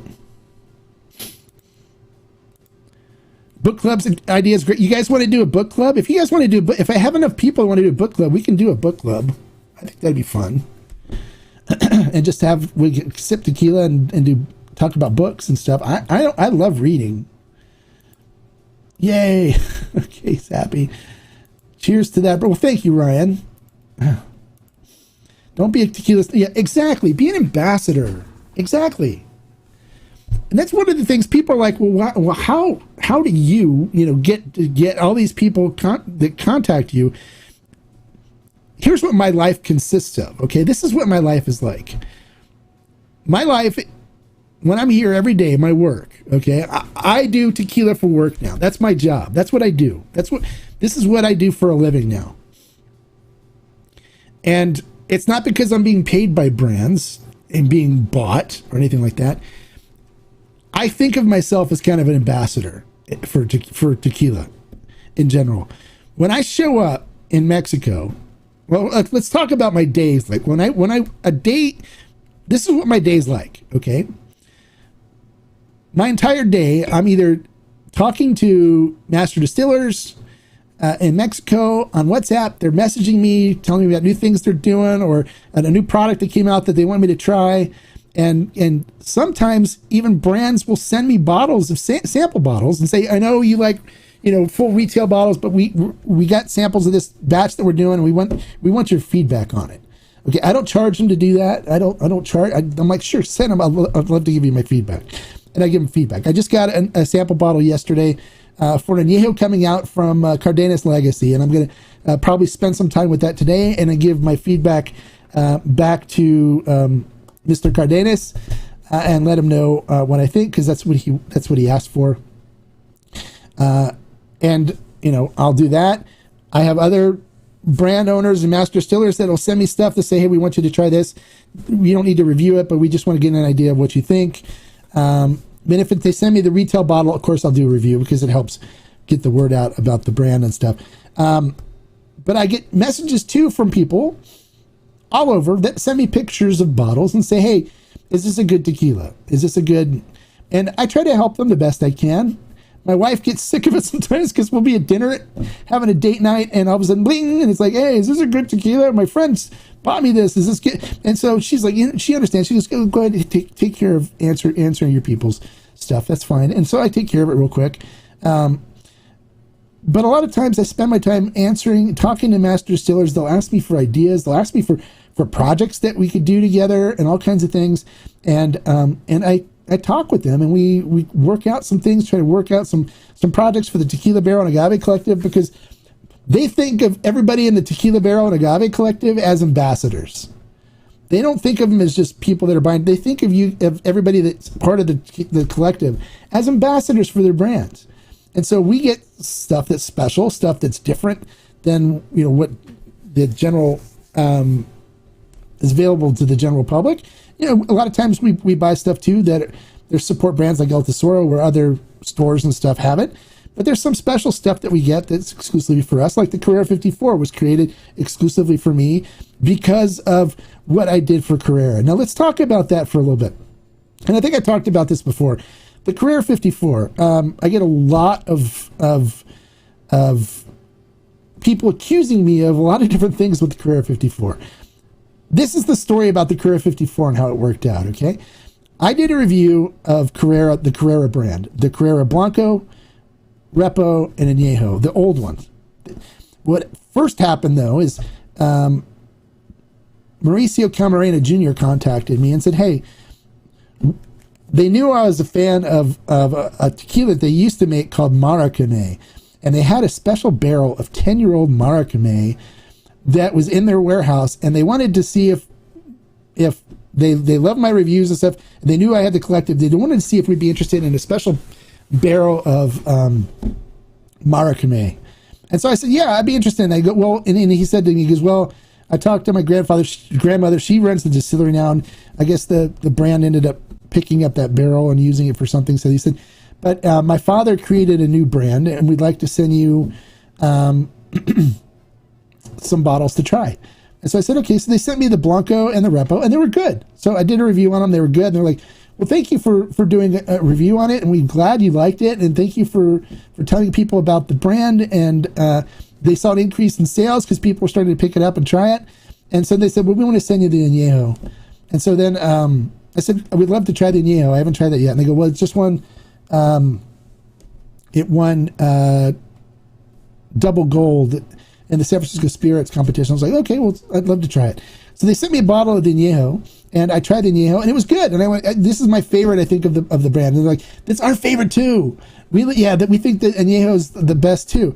And so they said to me, we know you have a group, and we want to kind of just, say thank you for supporting our brand and telling us about, what you liked and stuff, and doing these reviews and telling other people about it. And we want to support your collective that you have. So what can we do? Can we do something special? And I said, absolutely. I'd love to do a special project with you. And they said, well, what would you like to do? And I said, I'd like to do a high proof Blanco. I like your Blanco. I think we can kill it with a high proof. They, okay, let's do a special batch of high proof. I said, okay, that sounds good. So then I went to Mexico a few times, and we tried different things, and they finally came across the flavor profile that is the Carrera 54 now. And I tried it, and I went, oh my God, this is so good. I went, this is phenomenal. This is one of the best high proof Blancos. And I had other people with me. It wasn't just me. I had other people. I had a guest with me that I brought with me to Mexico. And he tried it, and he was like, oh my God, yeah, this is so good. And I'm sitting with Mauricio Sr. and Lalo, Eduardo Camarena, and we're all simping and going, wow, whoa, this just amazing. And I looked at him, I said, okay, I love this. I want to support the brand. I appreciate you guys doing this for us. I'm going to buy the whole batch. And they go, are you sure? Yeah, I'm going to buy the whole batch. And they said, okay, you should. I'm like, yeah, and we want to support you guys. I want you to be able to get money from the distributor so you guys can do your other project. So we committed to buy the whole batch from the distributor of that batch because I liked it so much. And so then we bought it, and I'd shipped to Ferment and Still picked it up, and then we sell it on Ferment and Still. Now, all the money we generate from selling the Carrera 54 and all the stuff that we sell on Ferment and Still, it doesn't go in my pocket. It doesn't. It doesn't go in my pocket. Instead, it goes towards buying more inventory, more projects. It goes back to other master distillers and stuff. It all doesn't go in my pocket. I'm not making millions of dollars off of selling Carrera 54. The reason why I talk about it so much is because I love what the Camarenas did. I love the passion. I mean, when I walk around with Mauricio Camarena in the distillery, and I see him with his chest puffed out, and he's like standing over his distillery like a lion, like a male lion stands over his pride, right? He was just so proud, and so, you can tell, so passionate about what he's doing. Those are the kind of people I like to support. So if I can do something like doing a brand with them that's exclusive for us, that we can sell and we can buy the whole batch and stuff, I'll do it. And for those of you that are in the collective, we're buying barrels from all these different great brands to support them and for special projects that are coming in for us. And that's what I'm all about. So that's the story behind 54. I'm not raking in tons of money off of it. It's not a self ego thing at all. I'm doing this to support the Camarenas. And the reason why they made that neck tag for me, I didn't ask for that. They said, we'd like to do something to say thank you for you, and we're gonna print a neck tag. And what do you want on it? And I'm like, well, if you're gonna do a neck tag, put my logo on it, and then my information, my YouTube and stuff, because you're like, we want to support you and what you do too, and this is our way to support you. And I said, okay, that's fine. You can do a neck tag. And so then they told me, they go, well, it's going to be the same price for us to print, enough neck tags just for that batch. We're going to print a whole bunch of them, and then we can use them on a bunch of stuff because we really appreciate you and you're part of our family. And they literally made me an honorary Camarena too when I was there, which I am super stoked to do. They gave me a book, and I promise I'll show you guys the book sometime. That has the family lineage in it, and they consider me like part of the Camarena family. And that's the kind of stuff that I like, and that's the kind of person I like being with these master distillers and stuff in there. I like supporting what they do. I like supporting them when they do things right. And that's what I'm all about. It's not about egos. It's not about me. It's not about making money. It's about supporting these master distillers and what they do. And the way I approach life, and people that know me know this way, know I'm like this. I give. Because I'm a firm believer, the more you give in life, the more you'll get back. Right? So I give without expecting anything to help. I've always been like that. My parents have always said, you got to be a little more careful about who you give people stuff to, because you're just going to get taken advantage of. And I have been taken advantage of, and it hurts when it happens, but I give to support people that I can see the passion and stuff. And so because of this, and because of this reputation amongst people in the master distillers in Mexico, when I land in Mexico, in Guadalajara, my phone goes crazy when people know I'm there. I get master distillers all over the place, all different distilleries say, you coming to visit us, you coming to visit us, you coming to visit us, you coming to visit us, to the point where it's hard for me sometimes to squeeze in the time to see everybody. And there was people with me on the last trip that can confirm this, because they were with me where I'm going, oh, we got to go up, we got to see so-and-so, they want me to come to see, and we were trying to figure out how much time we had so we could try to see as many people as we can. So when I go now, I kind of give a heads up to some of the distilleries I want to go see. I let them know I'm coming in, but when I'm there, I'll get a ton of messages from people saying, we want you to come visit us. And that's the kind of relationship I like to have with people. I don't want to create enemies. I don't want to create people that hate me. I want to create people that understand what I do, why I do what I do, and want to share what they do with me. That's the kind of relationships that I want to have, and that's the kind of person that I strive to be. Did you read the field guide to tequila book recently? No, I didn't.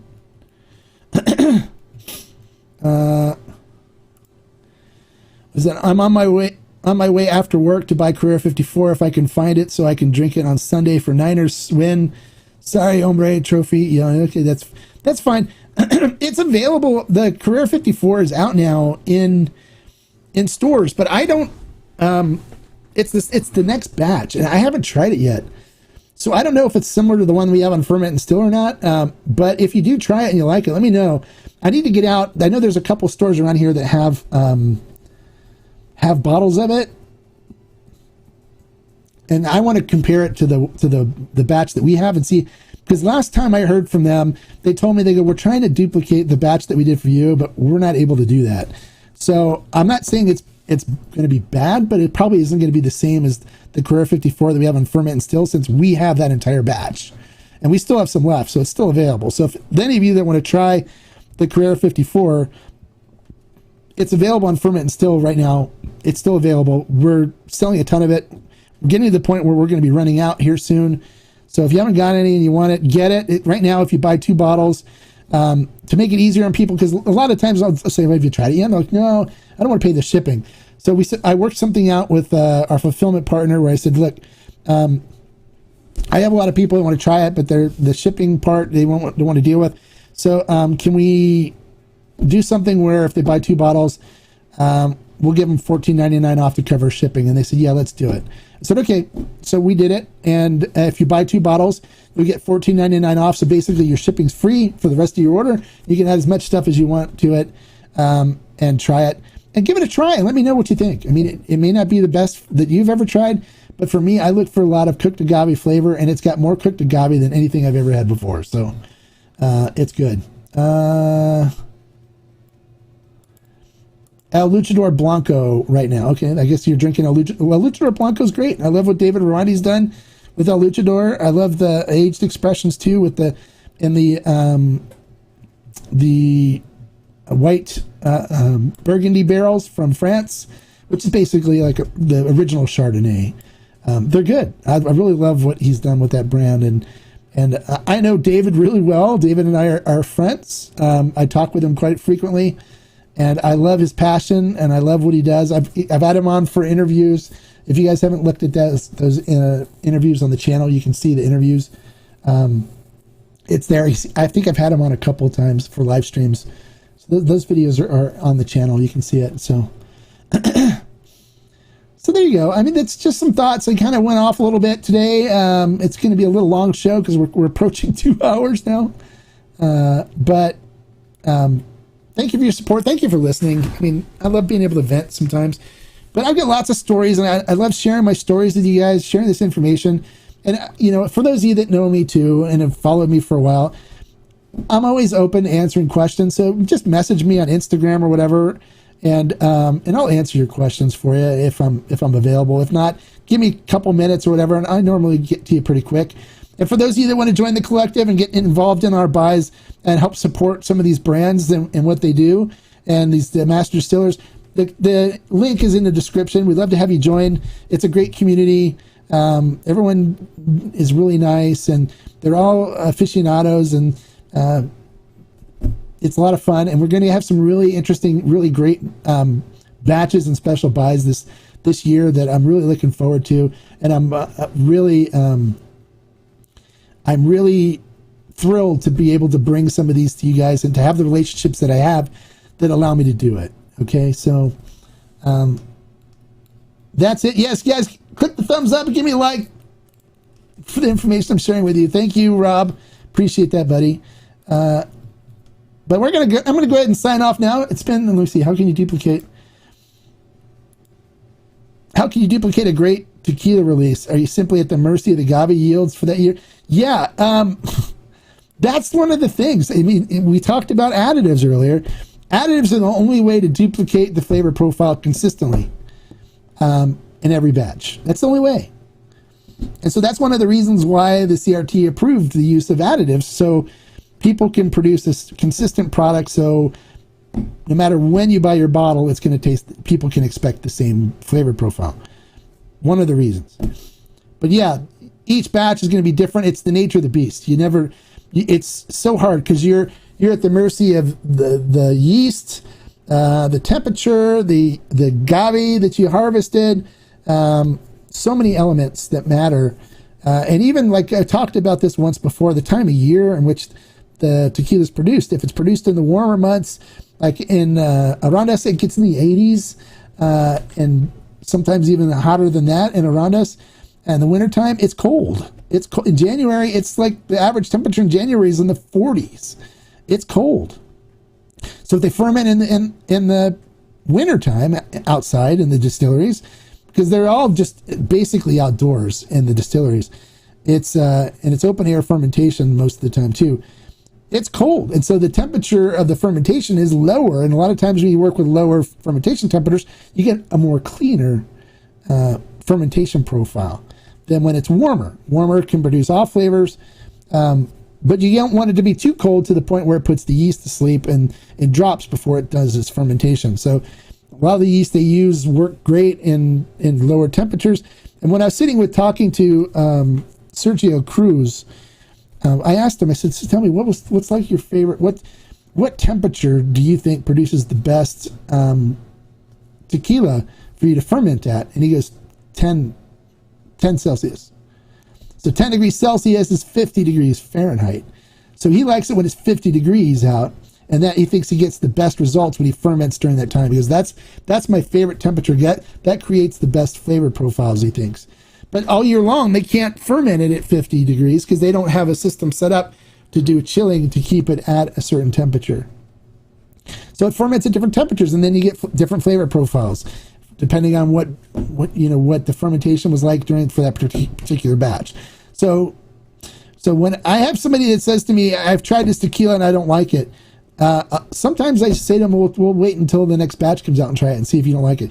Give a few batches, because it could just be that was produced at a time that where it created an off flavor in that particular batch that you don't like, and the next batch could be completely different.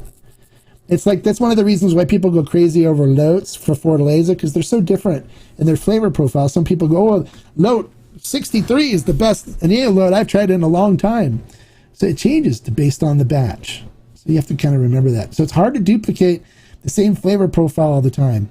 But for ours, we were lucky in that all the stars and everything lined up perfectly for the batch that we got for ferment and still for the Carrera 54. It was like and so I stocked up. I got like 24 bottles up here, and I keep adding more bottles because I don't want there to be a time where I want to reach for that and I don't have it. So I stocked up on it. And I have to order them just like you guys do from Ferment and Still and have them shipped to me. I don't own the inventory. Our fulfillment partner owns the inventory, right? So I have to buy it too.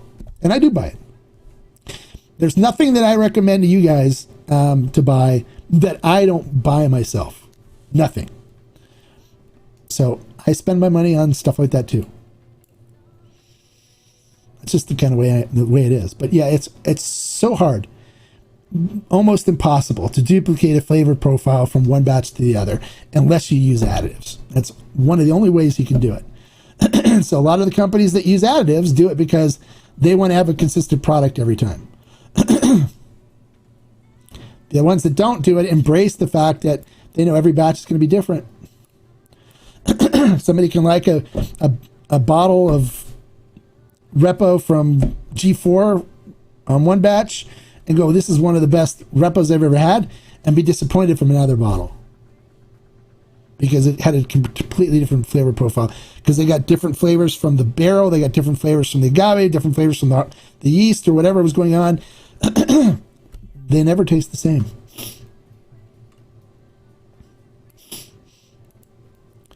Was the Hombre batch video Mexican fermented? Yes. Yeah, it was.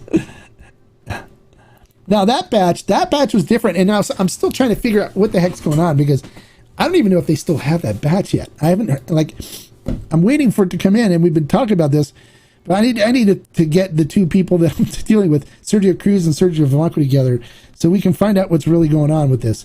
But that particular batch was an experimental batch that Sergio did. And I went into the distillery to visit, and they're like, oh, they always, whenever they have like interesting things, they always like to share it with me and say, what do you think? And I sit with them, we talk, and we have a great time talking and sharing amazing tequila with both Sergio Vivanco and Sergio Cruz. And so they said, hey, Mark, you got to try this. I'm like, okay, great. Let's. And so they pulled out the like a ocean spray cranberry plastic jug with Blanco in it. And they go, you got to try this. I'm like, okay, I'll try it. So they pour it out, and they pour a little glass for me. And I had some other guests with me that I brought with me at the time. It was actually John Paul Fortunati from Cascanas and Jose from Cascanas. So we're there, and they go, oh, here, try this. And so I tried the Blanco, and I was like, I'm like, wow, this is really good. This is really good. And they're like, yeah, this is great. Right? I'm like, can I buy this whole batch? And they're like, Sergio looked at me, Sergio Cruz, like, you want it? I'm like, yeah, I want it. I want it for my group, for my collective. And Sergio Vivanco was like, no, Mark, friend, amigo, we're just going to keep this here for like when we have guests here that can show up and shit. And I'm like, no, let me buy the whole batch. I'll buy it. I'll buy the whole batch. And Sergio Cruz was like, yeah, let's do it. And Sergio Vivanco was like, no, Mark, my friend, my amigo, every time you come, you can have some. I'm like, no, I want to buy the whole batch. And so then Sergio Cruz says to Sergio Vivanco, they talk in Spanish back and forth. And then he turns, okay, my friend, you can have it. We'd love for you to have it. Like, yes, okay, that's the kind of thing that I do. And then, of course, they get money for it because they sell the batch instead of just giving it away. And you guys get something different, something that was a special experimental batch that just turned out amazing, in my opinion. And so that's, I went the last time and they gave me the bottle, which I keep showing you guys. So it's really good. It's really good. This is Tequila Hombre as the clientele on it. This is that batch. So they gave me this, and it's 46%. It's going to be under the Viva Mexico name, but I'm just waiting for him to get it here. And at last time I called, I was talking to Sergio Vivanco, and I said, like, hey, what's going on with the Blanco? And he's like, oh, we can make you more. I'm like, make more? No, this was a special batch. He goes, oh, I don't know. So it's like, he doesn't know because he's not at the distillery all the time. Sergio Cruz is. Sergio's like, we still have your batch sitting in the tank. It's the same one from 2 years ago. I'm like, okay, well, can we get that thing bottled and get it in? And so now they have a new distributor, and the distributor's working on getting all the paperwork done so we can bring it in. So hopefully it'll be coming in soon. So we'll see. But yeah, it was fermented at the right temperature. It's beautiful. It's so good. Which one did you? Yeah, the 54. Yeah, I got bottles of 54. My wife goes, honey. I'm like, yeah, honey. She goes, what's going on here? And I go, what do you mean? She goes, our house seems to be infected with Carrera 54 bottles. There's like a bunch of here in the closet of mystery, but I also have like cases of it stashed in the cabinets downstairs. So, because sometimes I'm in the garage working on the Lego City, and I want to have some to drink, and so I'll pull it out of the cabinets from downstairs versus having to come all the way upstairs to get it. So it's I did stock up on it. I got a lot, and I'm going to get more because I want to make sure as I drink more bottles and stuff, because I polished off quite a bit of it. It's so good. It's such a good Blanco. I like to replenish it, so I'm not.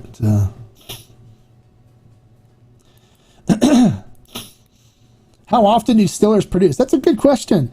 They produce when there's a need. If somebody needs to order product, they'll produce. But a lot of times you can go, and people don't know this, but a lot of times you can go and visit a distillery and they're not producing. So you're not going to see how they operate. You'll see all the machinery there.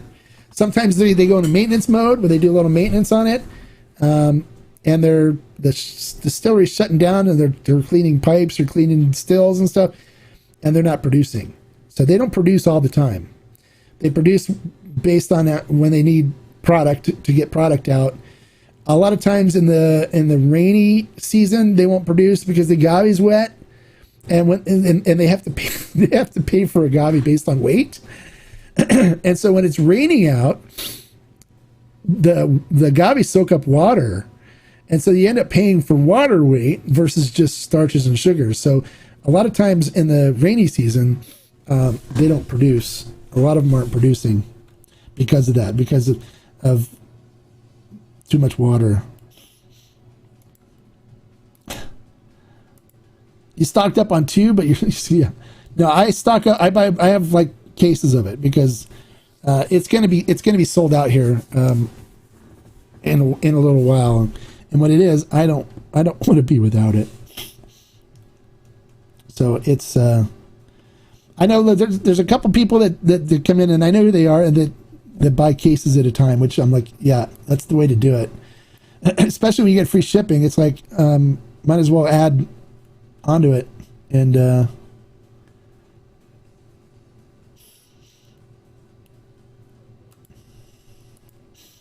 why not keep producing and make añejos or XAs? Because they won't make añejos and XAs unless the brand wants them. So they don't just make stuff and stock it and hoping, because each Blanco like has a different flavor profile. So if a brand wants to do extra añejos and añejos, they have to pay for the batch, and then they put it in the barrels and age it for them. There's some distilleries that just produce mass amounts of Blanco and they age it and stuff and do that all themselves. But when they have more añejo and stuff sitting in barrels that's not sold yet, they'll just keep it what they have until they start selling it. But a lot of the brands now are catching up because of the demand for añejos and extra añejos and stuff during COVID. Wiped them out. So a lot of them have already produced and now the barrel's already filled and they're just waiting for them. And they can only do so many barrels. So a lot of times they'll just go give their employees some time off to go spend time with their family, do some maintenance, upgrade things in the distillery. There's a lot of times where I've been by when I've been to Mexico to visit places and they're like, oh yeah, we're not producing right now. Or we're in maintenance mode right now, so nothing's happening. And that happens a lot. So it's just a matter of, what their supply level's already like, whether they need to make more or not, and whether they have orders that have been placed as to whether they're producing. They don't produce every day.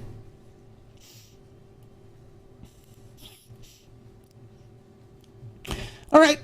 Well, I think that's all the questions we have. We've already gone over 2 hours. Crazy long, and no one's going to watch this whole thing probably, but you guys did. I appreciate you guys. Thank you so much for watching. I love sharing this information with you guys and giving you all the information that's been given to me. You have questions about stuff, don't make assumptions. Feel free to ask me. Send me a note on Instagram or through YouTube or whatever. I'm more than happy to answer questions for you guys. And if I don't have the answers, I'll get the answers for you from people that know, okay? And like I always say, life is too short to drink bad tequila. So keep following my reviews. Keep coming here for the podcasts. And you'll be in good shape to buying some amazing tequilas that will suit your flavor profile and make you happy. Because tequila's a happy spirit. All right, guys, that's it. Have a great day. Love you. We'll talk to you soon. Salud. Bye.